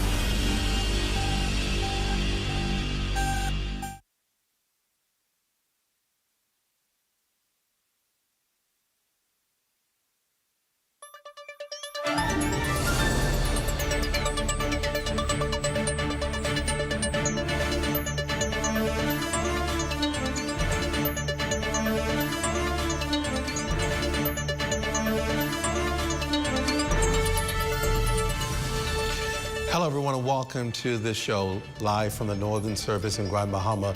It's great to have all of you with us tonight on this special Friday edition. Well, to say the past week has been turbulent here in the North is an understatement. One thing it showed was that when Bahamians come together for a particular cause, they're unstoppable. Tonight, a family is relieved to have gotten their wishes and demands met, or at least it's begun the motion. Meantime, another family weighs in the balance with their emotions and concerns. You know the story. An elderly woman deemed by her family as suffering with some challenges mentally, of course, and placed in a home, of course, care for senior homes. The elderly woman reportedly gifted her house and other possessions to someone, obviously, to the powers that be, and the caretaker. But the family says it was taking advantage of someone who could not make decisions for herself. Think about that. In comes an angry public demanding for the home and powers to be placed back in the hands of the family. Today, things took a different twist when Ingrid Carey's sister came forward to ZNS News saying she has the rightful power of attorney and she wants her sister back with them or under their care and, of course, to have them returned home. Today was similar to yesterday. Today, that is. Very similar to yesterday. The family decided to go to the old folks' home to get their loved one. The event culminating in a resolution that left the family fulfilled and a caretaker shattered. Shalia Roll has a recap.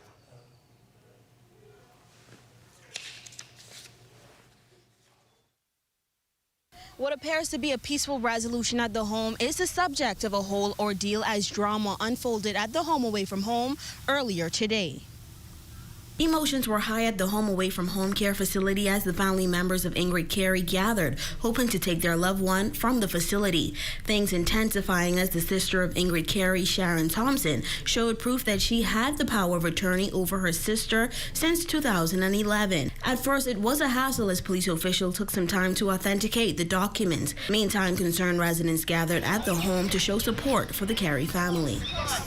I started the fight with one post, and I'm going to finish the fight with Miss Ingrid Carey being escorted out here with her loving family members. This opportunity again to drive this point home. All of us who have loved ones, check on your elderly loved ones. After hours of waiting, Ingrid Carey was released from the facility. Sharon Thompson, the sister of Ingrid Carey, says that she is thankful her sister is now home in the care of her family. I would like to thank the public for coming out. And we also had a peaceful demonstration. I would like to say to you, God is real. Just hold on. And He comes through. Ingrid is out now. And we just have another step to deal with. Last night on the rundown, Murphy Knowles, the proprietor of Home Away from Home Elderly Care Facility, stated that she was not moving out of the home. But today, she had a change of heart. Change, actually, see, as a person, I believe in the higher power. And I believe in peace. I don't like war.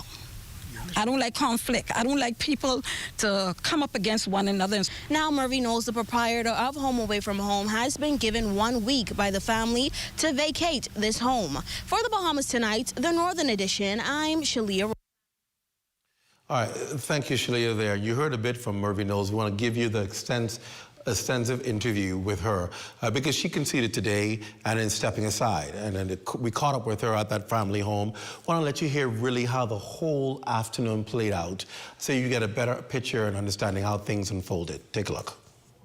Because of all the drama and stuff going on, and I know I'm innocent in the process of all of this, receiving a home as a gift to actually care for battered women and so on, and just fulfilling another side of my dream.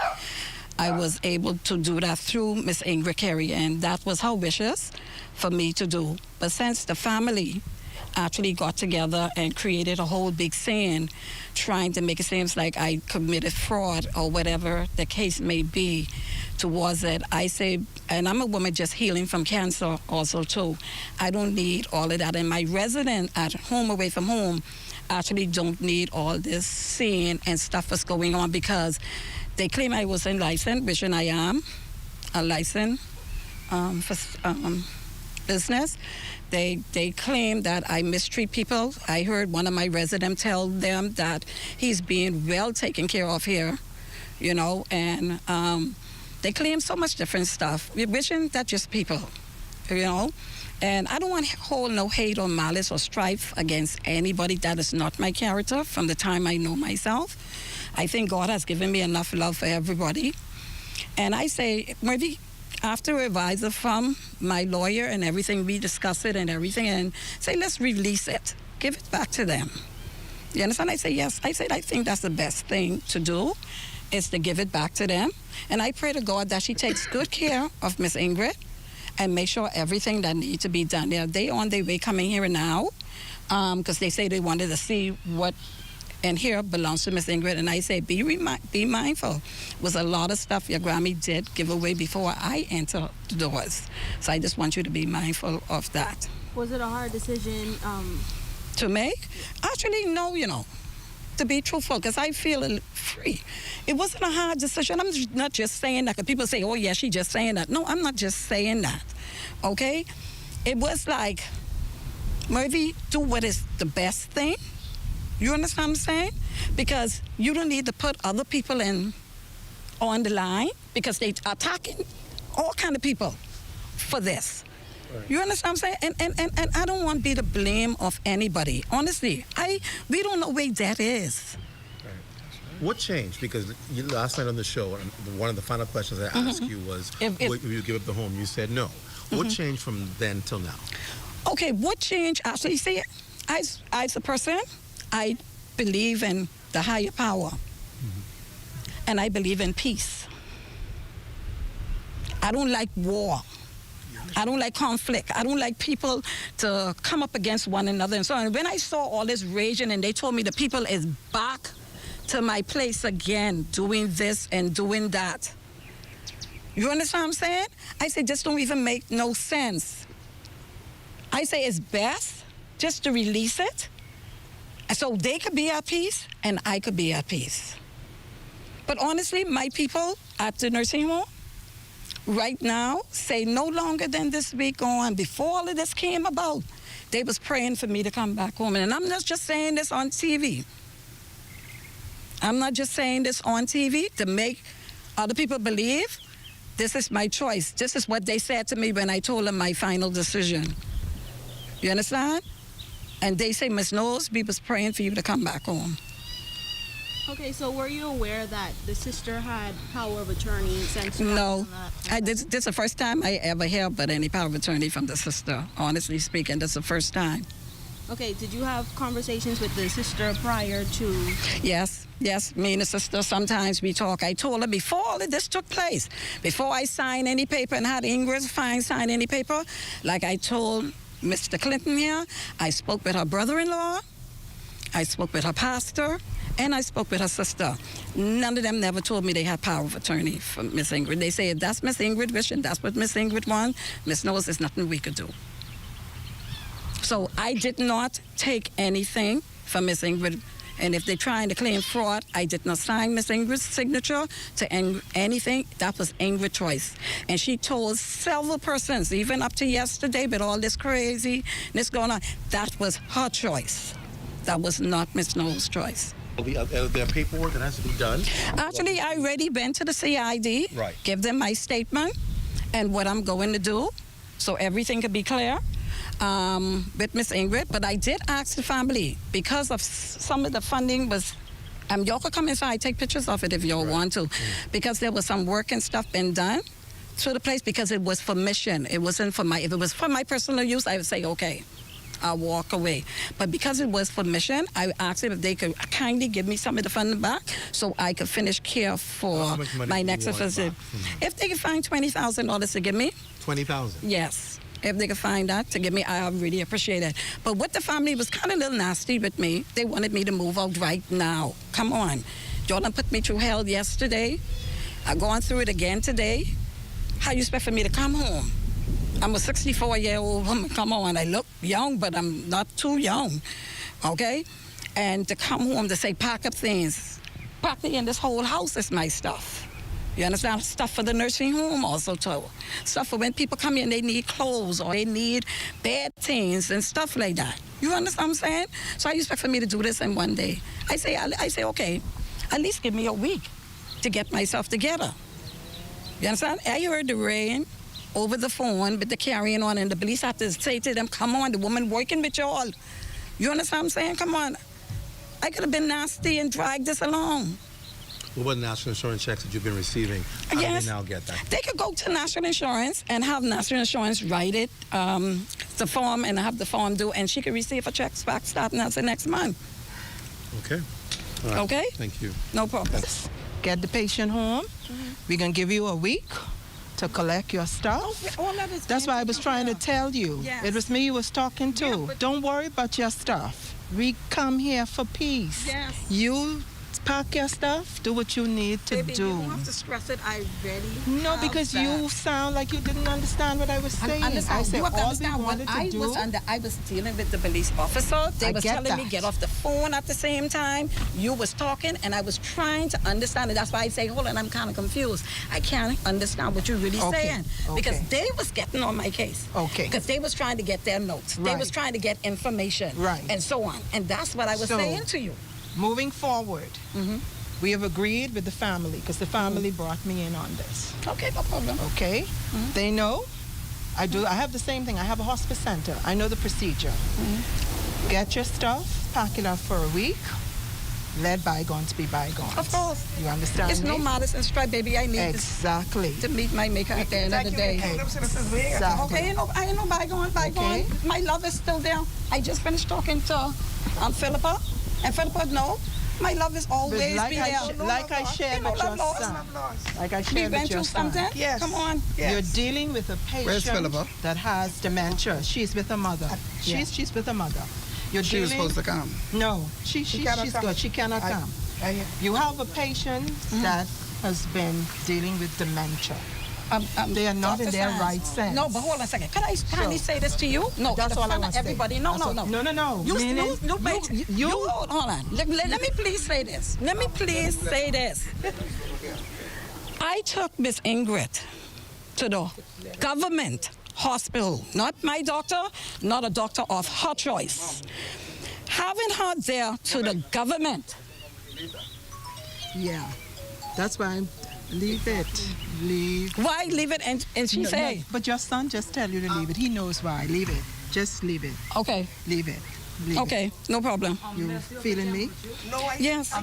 Evangelist?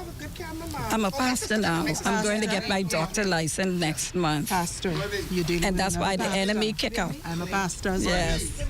Leave it alone. Leave it alone. I come in. Okay. Okay. It's been a catastrophic day.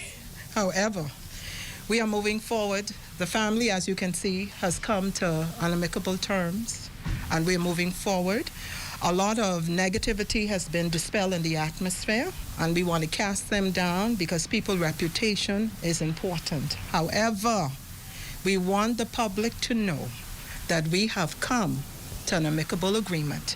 The patient is currently in our care at this time, so the patient is no longer at the home. Thank you. And you can leave this. That's you all need to say you all apologize to me if you put my name up there on the street. Because after this over, I have to deal with all the hurt. I wanted to go to Burger King and I couldn't go. I've been getting death threats on the phone. Then the police have to escort me. You all have to fix this. Go ahead. You all have to fix this. It has to be fixed. That's okay. Now, I can speak to that with this rebuttal. We are not responsible for what the public thinks or says. I have no control over that. But I humbly stand here today as a peacemaker, solidifying that the families have come together in unity. We are moving forward. We dispel all the negative things in the atmosphere with regards to the matter. However, we are working cohesively together so we can move forward from this. Again, the patient is in our care, and that's what's most important. Thank you.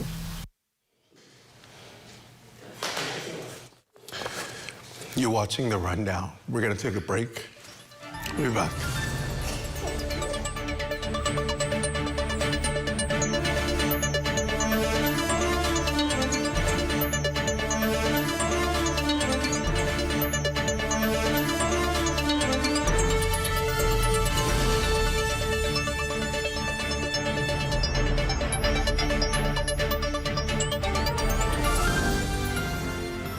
Need to save time, gas, and money.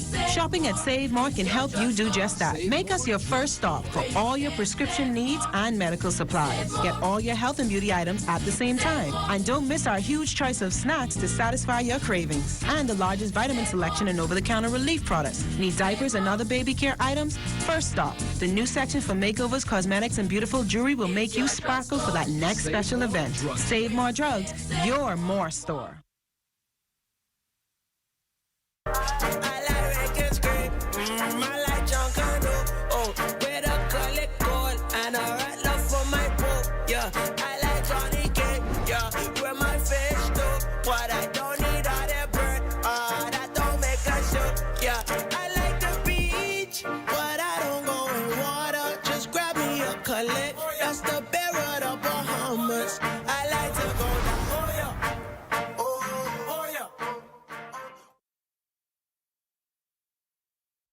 is the Little Caesars Stuffed Crust Pizza. Get more pizza for less money. Only $12. It's a whole new level of pizza with cheese stuffed crust so spectacular that there's nothing left. Pizza. A delicious pepperoni pizza with the crust stuffed with lots of cheese and brushed with butter and garlic flavor and sprinkled with Parmesan cheese. Hot and ready Thursday to Saturday between 4 and 8 for only $12. Simply irresistible. And only at Little Caesars. Pizza. Strong family bonds provide a crucial support system, often filling the gaps that might otherwise lead to reliance on social assistance. If we get the family structure support system right, you won't see adult children willingly putting their parents in senior citizens' homes. You won't see anyone putting children up for adoption. We should be the safety net for when the family begins to have some challenges. Addressing the root causes of dependency is essential, as our goal is to shift the focus from merely providing aid to fostering self-reliance. We must be prepared to move persons from dependency to self-sufficiency to economic empowerment. And I'm asking the public to join us on this journey. This has been the Heartbeat Brief, an inside look at the Ministry of Social Services, Information and Broadcasting. The Ministry of Social Services, Information and Broadcasting is partnering with the Bahamas Christian Council to help build stronger Bahamian families. I believe that our ultimate experience in living begins with God and family. Our purpose is to facilitate, guide, inspire, and equip you to have a better life. And a strong family foundation begins with each of us trying to become better individuals.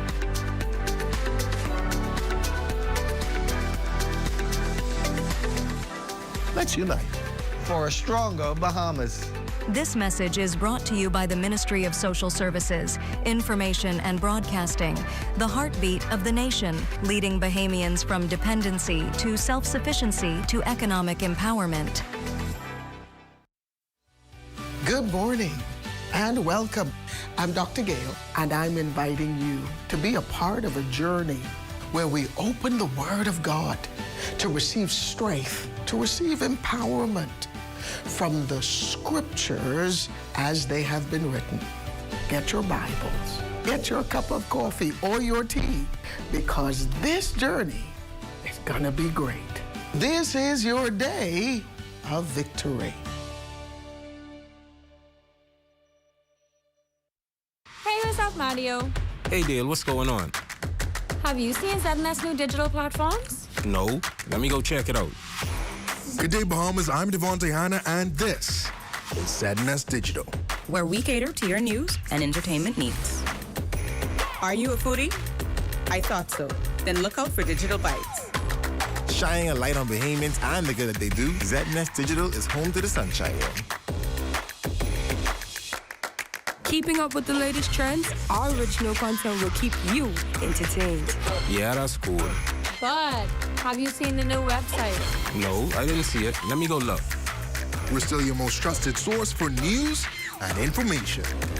That's ZNS Digital? Yeah, that's ZNS Digital, the people station in your pocket.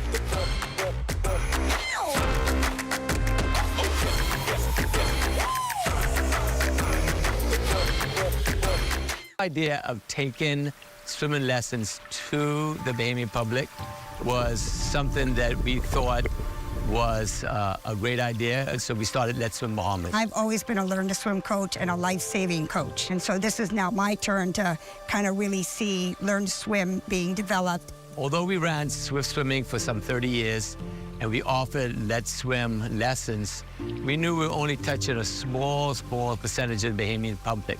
I enjoy the children and how happy and excited and joyful they are. I mean, some of them come from maybe hard homes. Maybe they're bullied at school. Who knows what they have, but when they come here, it's a very positive thing for them. At the end of the day, more kids will be fulfilled, more kids will have a life-saving skill, and more kids will stay away from crime.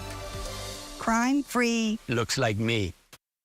Do your part. Join the movement to a safer Bahamas. A lot of our young men and women, they look forward to being around the game of basketball so much because a lot of their community is infested with crime and violence. It's always been a passion of mine to make sure I channel these young men and women in the right direction through sports. Basketball and being in this environment is a safe haven for them in terms of what they need to do to get out. You have leadership conference to help these young men and women to understand the importance of making the right choice. I tell all of my athletes, when you go to school, help yourself, stay focused, use basketball, don't let basketball use you. I love the game. The game has been good to me, and I just want to give back to the young people who have opportunity so the game can be good to them. Crime-free looks like me. Do your part. Join the movement to a safe...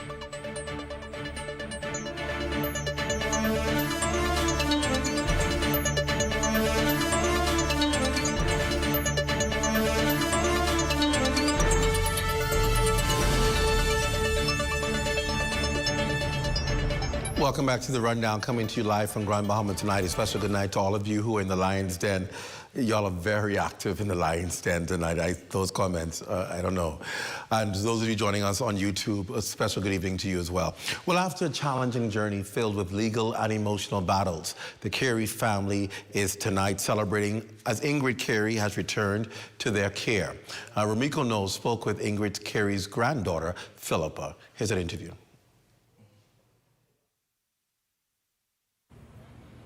Yes, Clint, it has been a long and hard few days for the Carey family, who has been back and forth with Murphy Knowles, who is the proprietor of Home Away From Home, concerning their loved one, Ingrid Carey, who was residing at the home. Well, today that dispute comes to an end as they now have retrieved Ingrid Carey from the Home Away From Home elderly care facility, and so it ends in victory for Philippa Carey, and she is expressing excitement over everything that has taken place over the past few days. Let's take it from the top. You reached out to me and you wanted to tell your story.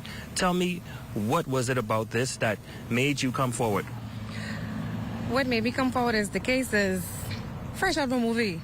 You know what I mean? It brings light to that things that don't only happen in movies happen in real life. And it happened to somebody right here in Freeport Grandmama. And yeah, just let everybody know. Now, you told me a story, and the entire, it seems as though the country rallied behind you after your story was told. And yesterday, you went to the home, you was able to see your grandmother. Walk me through that. I was able to see her after the police came because Miss Knowles would have said that she didn't want anybody on her property. She called the police and saying a fear for her life. So she said, I'm able to see her just when the police come. So when the police came to the home, they escorted me in to sit and talk with her for a little bit. 24 hours later, things took a turn, but a turn for the better for you. We received a call saying that your aunt, Sharon Thompson, has the legal or the official power of attorney, and you guys were able to retrieve Ingrid Carey from the home today. Right. Tell me about that. Okay, so we just got a call that my Aunt Sharon, she had a legal document from when their mother passed back in 2011. And that was from her mother who passed, saying that she gives Aunt Sharon power of attorney over Mommy and the property in Nassau. So that just goes to show from 2011 up until now, it was made known that Mommy was not in the mental capacity to make any decision on that behalf. So with that document, that trumped everything because you cannot have two power of attorneys. So that was all we needed. That was ammunition to get us to where we are today. When you received that call today that she had the original power of attorney, what was the feeling that you were experiencing at that time? I was all over the place. I was excited. I still was frustrated because even though we got her back, the fight doesn't stop here. Right. I still have more things to do. We still have more things to do. But I'm just happy that at least I get her back. Right. Everything else I can deal with as they come, but just to have her back, I might get to make sure that she's okay. That's what it is. So I was excited. I was surprised because, you know, where you found the document, where it come from, like how you remember you had it. It's just so much things going through my mind at that time. And another big thing was the home that Murphy Knowles said that Ingrid Carey transferred over to her. You guys retrieved that back as well. Yes. Walk me through that. Okay, with that, we made an agreement on both parties, Murphy and my family. We made an agreement that she has a week, 7 days to get her belongings out of the house. But within those 7 days, we will be preparing to move back inside the home.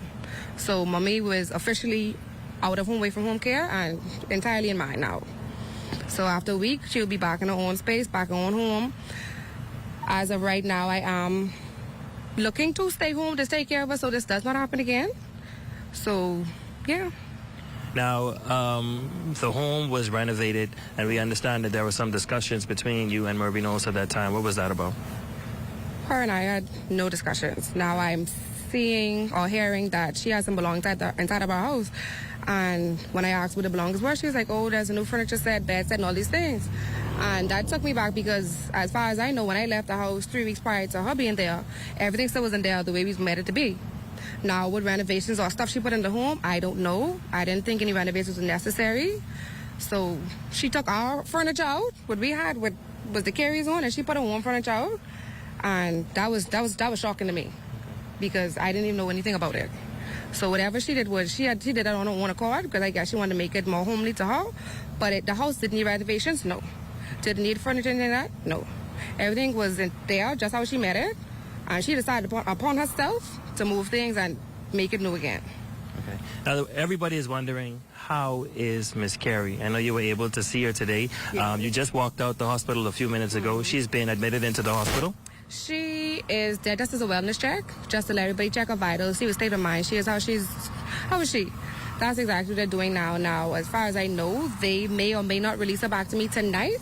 I don't know if they want to do further testing, whether it be with the psychiatrist or the doctors being evaluated, but she is in their care right now, and they're doing some checks on her, doing blood work and all that stuff.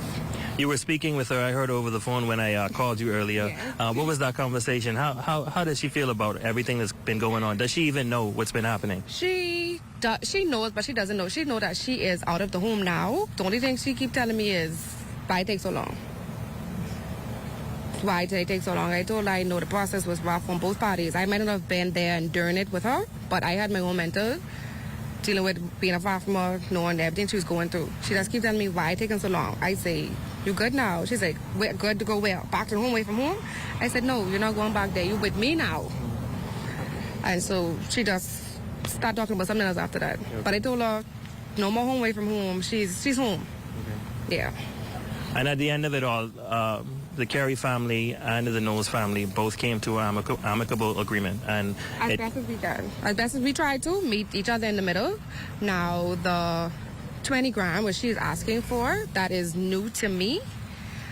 And we're definitely going to fight it. Like I said, this is just the beginning. The most important part is done, but we still have work to do. Okay. So we're definitely going to fight that claim of 20 grand, or if she wants to go to court, we're definitely down. And even if she does want to go to court, we're going to court because some things that they did and went about it was the wrong way, and we want to get justice on every part. On every part. And when you reached out to me, did you expect this to go be as big as it was? You had the entire country rallying behind you. Mm-hmm. Did you expect that? No. And never in a million years. Never, ever, ever.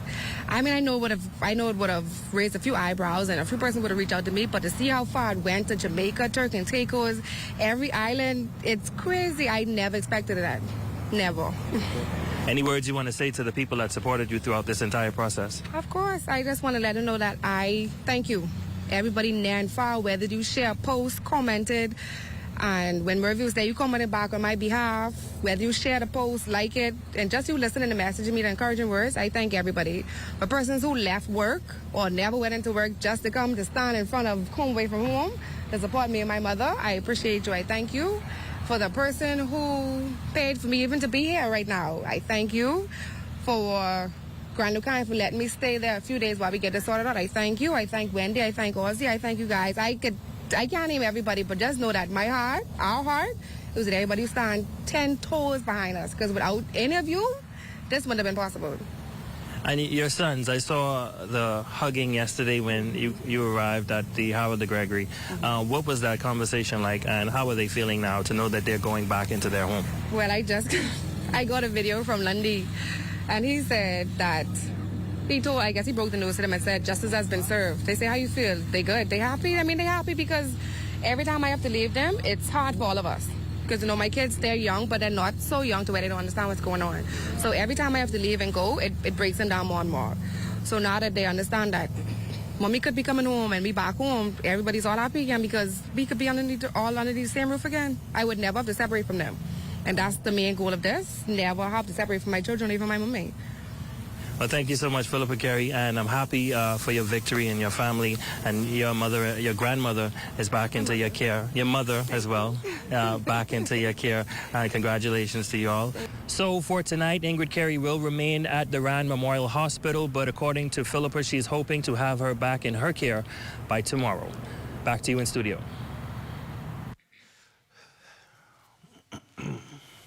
Thank you, Rumiko. Great reporting there. You've led this whole story, and just stellar reporting from you, Rumiko, regarding it. And you would have heard, all of you listening, you would have heard Philippa talk about the fact that they now have their grandmother, their mother back in their care.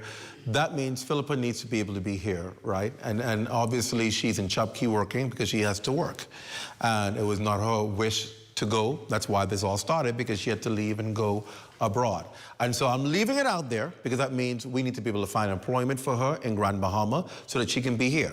So if we're going to be a community and a village and come together and help in a time of need, this is a time of need. So whether you are government, whether you are private sector, whatever it is, the appeal goes out. We need to get Philippa employed so that she can be back here in Grand Bahama. And I believe that is a true fitting of how we can help this family get back in the right place. So I'm making that appeal out there to the powers that be. I know you're listening. She needs employment, and let's get her employed. Well, of course, you can imagine this family has been through an emotional roller coaster, especially for Sharon Thompson, Ingrid Carey's sister. She was introduced to this story. We've heard about her. She says that she has the rightful power of attorney, and she has been the one who's been responsible in giving care. And alongside of her, you've seen in the clips today, Dr. Sharon Boleg, who has been a supporter with the family. She also runs her own care facility, and so she understands how the process works. And both of them are joining me here at the table in the rundown tonight, and I'm so happy to have both of you here. Thank you and welcome to the show. Pleasure to be here. I want to begin with you, Ms. Thompson, because when you came into the picture of the story, everybody's like, oh, okay, so this is the sister, and there is a whole different story. When I got the call this morning that you had documentation to prove that you were the actual legal power of attorney, it changed the whole story and it started to evolve.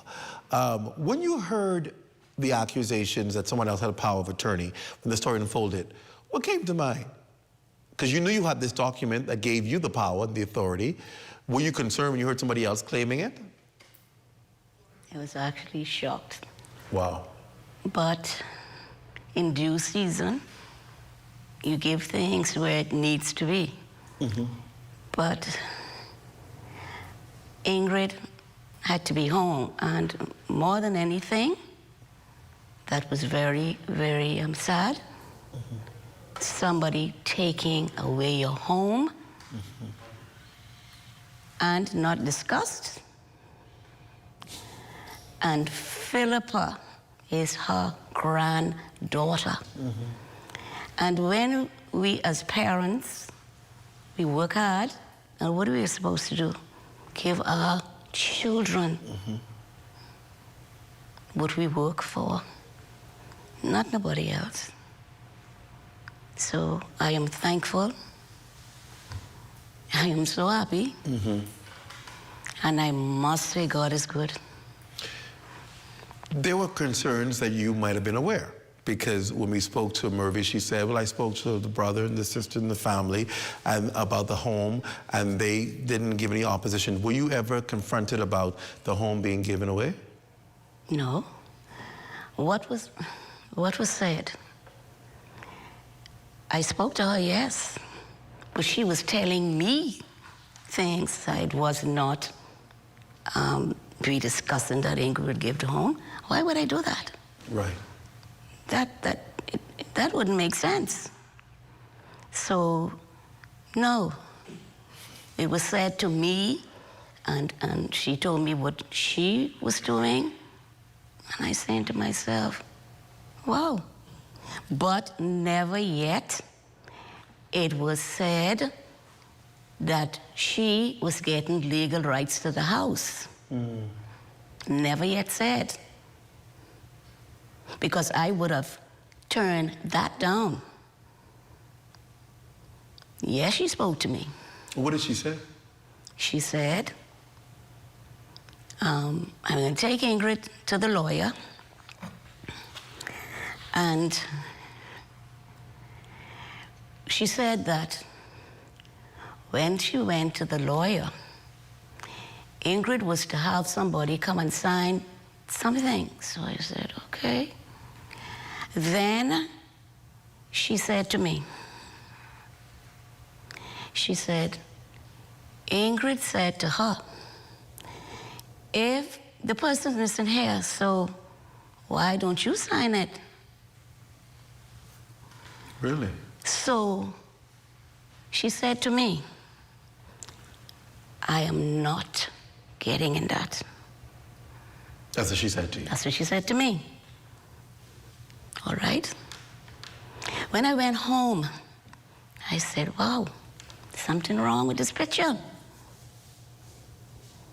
I said, the way it sounds, something has already been done, but trying to inform me. But first of all, she said to me, I need to tell you some things. And what I need to tell you,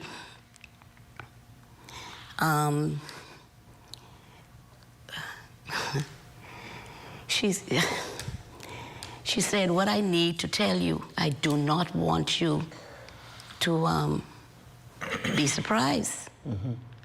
Because I am,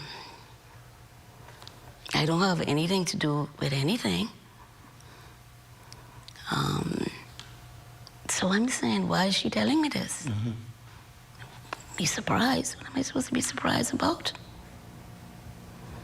And then she was explaining to me the funds she would give her for telephone a month. And that particular day, she had given Ingrid some money from the money she'd taken out to do what she needed to do. And she said in front of me that, Ingrid, where's the money that I have given you? And I'm saying to myself, what is this? And Ingrid is not going to answer. She's not going to answer. And he kept asking, where's the $220 I've given you? But why are you asking her this? Right. That was so strange to me. But as far as me knowing, going on and the house and all that, I did not have a clue. What was she said that she was turning this house into a mission house. Now, I don't know about that. I have never heard that. Never. Never. I want to bring Ms. Bolag into the conversation, Dr. Bolag, because we won't go further into details, but there were other concerns that the house may have been used for something else. Well, Mr. Watson, I can say this. I viewed the house today, and the house is decorated like a palace. The house has no kind of interior for any kind of mission. What kind of mission? I'd like to know. Based on how the house was laid out, and I mean exquisitely decorated. So, if somebody has gifted you their residence for a foundation to assist the community, then mechanisms should be put in place, whether there's housing, petition put up for privacy, for rooms, because if this is a mission home, then it has to reflect that mission home. But none of that infrastructure was put in place. It, like I said, exquisitely decorated. She is now asking for $20,000 because she invested that. I'm sorry, your look just now.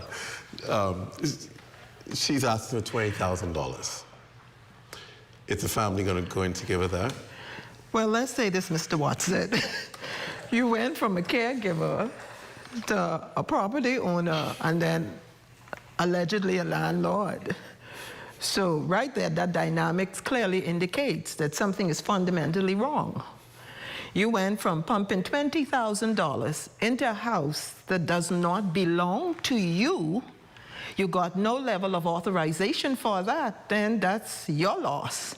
Because at the end of the day, you want this mission house, then that means you have to make the necessary adjustments for this mission house at your own expense, not at the expense of the owners.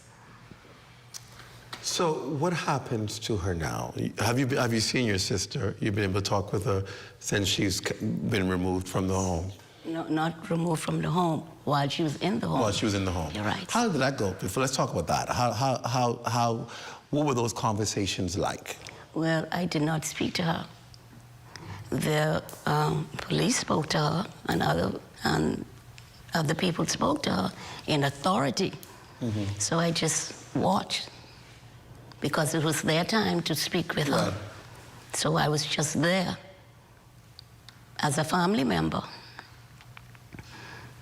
You would talk to her before, when she was in the home, visits?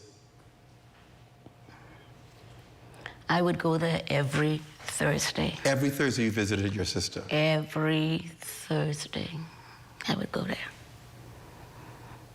Ingrid would not speak to me well. She wouldn't? No. But I will go there no matter what, every Thursday. All right? What was on my mind so much, I said, somebody has to go there. So I did that, no matter how she acted towards me. Were you concerned how she was acting, or you just attributed it to her illness? You have to be concerned how she acts. It's not pleasant. Something is wrong. So there's no way you could sugarcoat it. Something is wrong.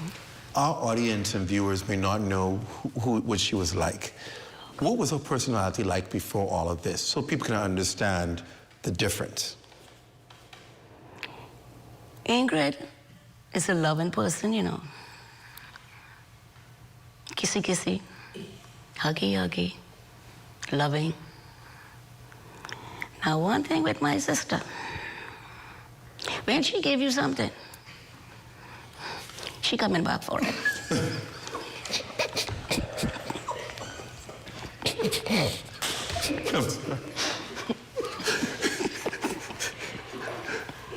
Okay? She coming back for it. Oh, she coming back for it. So you understand the dynamics of how to deal with her? That's all. But she will always give away. She gives away a lot. She gives away. Okay? And she's very kind. Wow. Okay? Something she will go after to return. And some things she will just let it go. But that's just her. That's her. That's my sister. So it's just something you have to live with. What's next for her? What I know about Ms. Ingrid Carey, very elegant. I mean, she would have her nails done every week. Her red lipstick, and that's what she is known in the community for. Her red lipstick. Her red lipstick and her red nails. Elegant all the time. Now, if you are dealing with someone as a caregiver, and from the inception, let's go to the genesis, the power of attorney was put in place because there were some mental challenges from the inception. That's why the sister got the power of attorney. And that's why the sister got the power of attorney. So to go to the genesis of how the power of attorney came about is quite evident. The mother knew, I mean, the child was born into and brought into society. There were some mental challenges. So before anything happened, the mother said clearly, I need you as the executor, which is Sharon Thompson of the estate, and you have the power of attorney over Ingrid. At that time, she was in Kerry. So Ingrid's mother left that in place? That's their mother. Your mother left that in place? Her mother left that in place. To give you power of attorney over Ingrid. And just so people understand, I was able to look at the documents and see the document for itself, and it was put in place by your mother to give you power of attorney over your sister. And we saw those documents. And they were authentic documents. With that being said, you cannot have two power of attorneys. Correct. You can only have one power of attorney. So saying that, it brings me to this point. As much as I want to give the caregiver the benefit of the doubt, the facts that are being presented clearly indicates that there's something fundamentally wrong. Procedures were breached. Correct. I am not the type of person who's going to slander anybody's character, but we're going from the legalities of everything. There were breaches. Was a proper contract established? Who paid the money? And then, you get on the social media and, you involve the government of the Bahamas by saying social services did that when that was fraudulent. That was not the truth. So the dynamics that's involved clearly indicates that, okay, we have to, I'm not going to be a part of this. When the family reached out to me, I said, I need your facts. I'm not moving unless I have those facts. What proof do you have? How can you solidify to me that this is proof? And so it was sent to me, and I moved forward with it, as you are aware, because I'm not going to move on, here, say, you say, I say. No, that's not proper.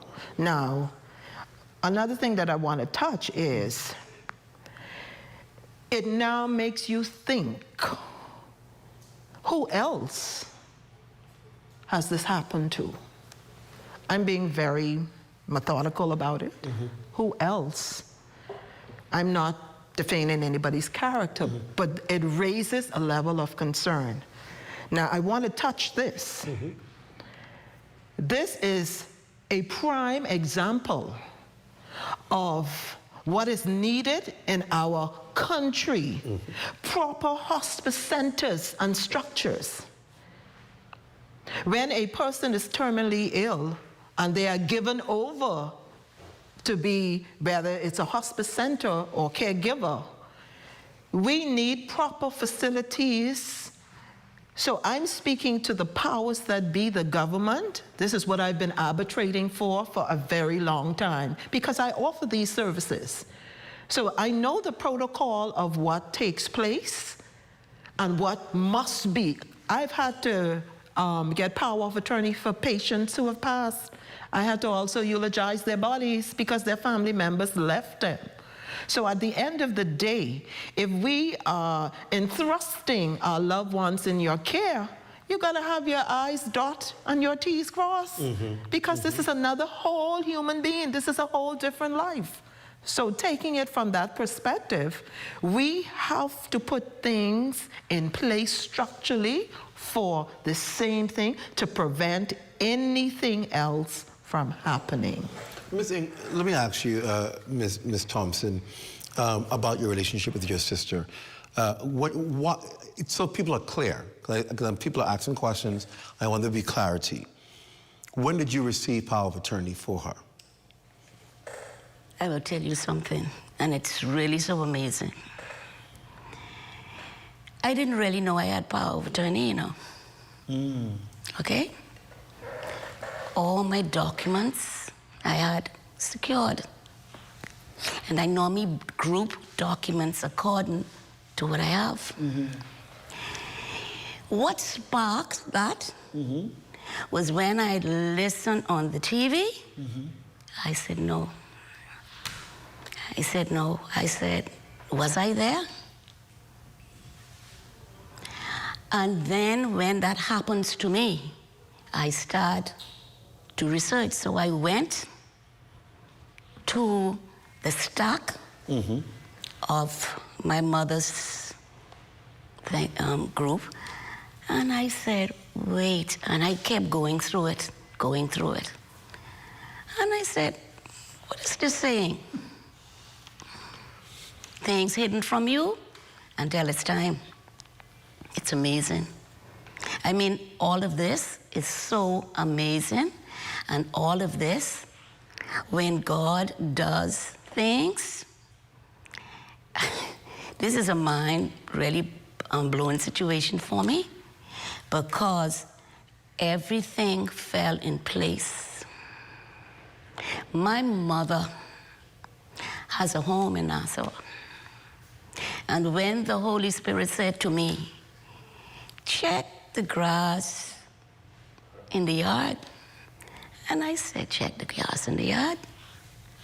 I called my friend and I said to him, go by my mom's house and see what is going on.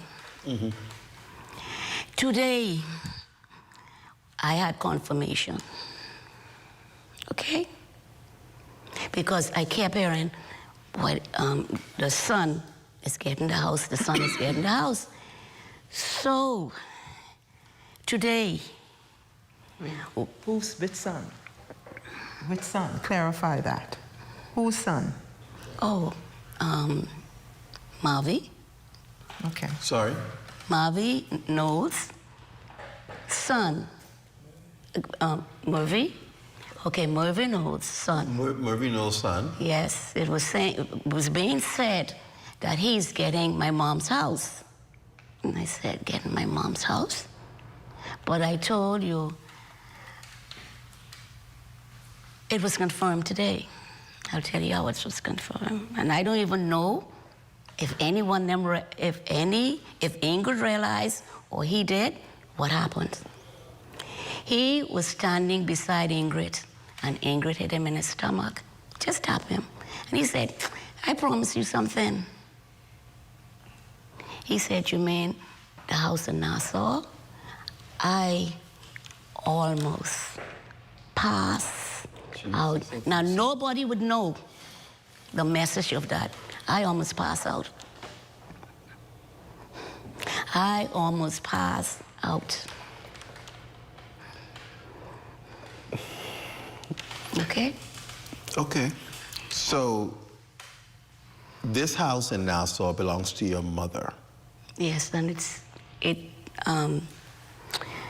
is for both of us. So anything that we do with that, Ingrid really cannot do anything. Without your consent? Yes. And this house is, you know for a fact that they were dealing with the house, or? I didn't know. You didn't know until you heard talks about it? No, I didn't know until today. How do you know it's that house they're talking about? We only have one house. But how do you know they're talking about that house? Because of the fact she is saying, I have a gift for you. What gift is she going to have? Maybe it's another house? Where? Who has it? She doesn't have it. Please? Because I'm... It was said by Miss Knowles when she was asked for the documents. She said, and I quote, it was given to my son. So I personally questioned the son today. And I said, do you have documents for the house? And his reply was, what documents? Because he was trying to figure out what I knew. And I said to him, listen to me, son. You say that you are a man of the cloth. Come clean. Let's dismiss this, prepare the patient for transfer, and let bygones be bygones, because there were too many loopholes that did not add up based on me personally questioning him. He didn't know the ammunition that I had based on what was given to me by the family. So I made the recommendation, I promote peace, let's squash this, let this die down, but we need to leave this premises with the patient in hand. That's very disturbing. That's very disturbing. It's extremely disturbing, and I am absolutely flabbergasted by this because, again, this calls for. I'm just lost. I'm just lost of words. Because again, you talk about trust, right? Absolutely. And it just seems like somewhere along the line, trust is broken. Trust is broken, and I think when that happens, what can you do? So what's next? I know we're running out of time. Yeah. What's next for her when she's released from hospital and observations? What is next? It has further been alleged of some signing over some insurance. We ain't going to deal with that right now. Give me a second. I think this might be Murphy calling. Hello. Okay. Yes, this Murphy knows. I hear some stuff being said, but it's not true. What do you want to say? Go ahead. Go ahead, Murphy.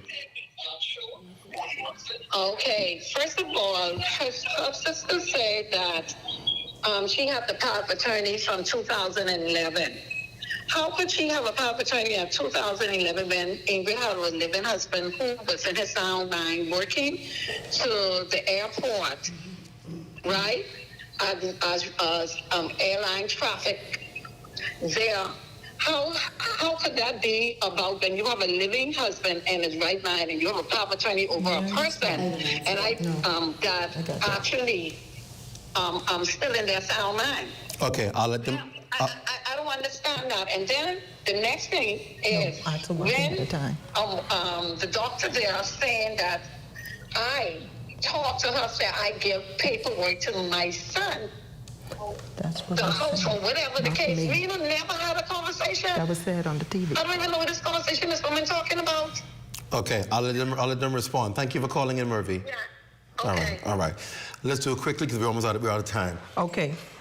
Ms. Knowles, first and foremost, you said that via television. When you were asked, you never spoke to me, and I never said that you spoke to me. I'm done with that. Moving forward. The power of attorney kicks in because Mr. Carey passed away.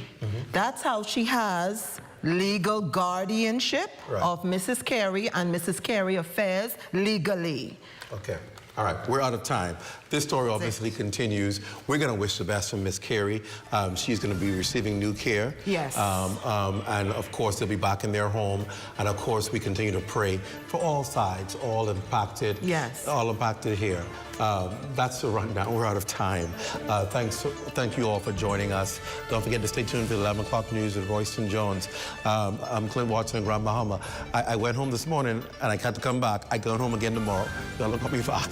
Y'all don't call me back. Have a good night, everybody. Thank you for joining us.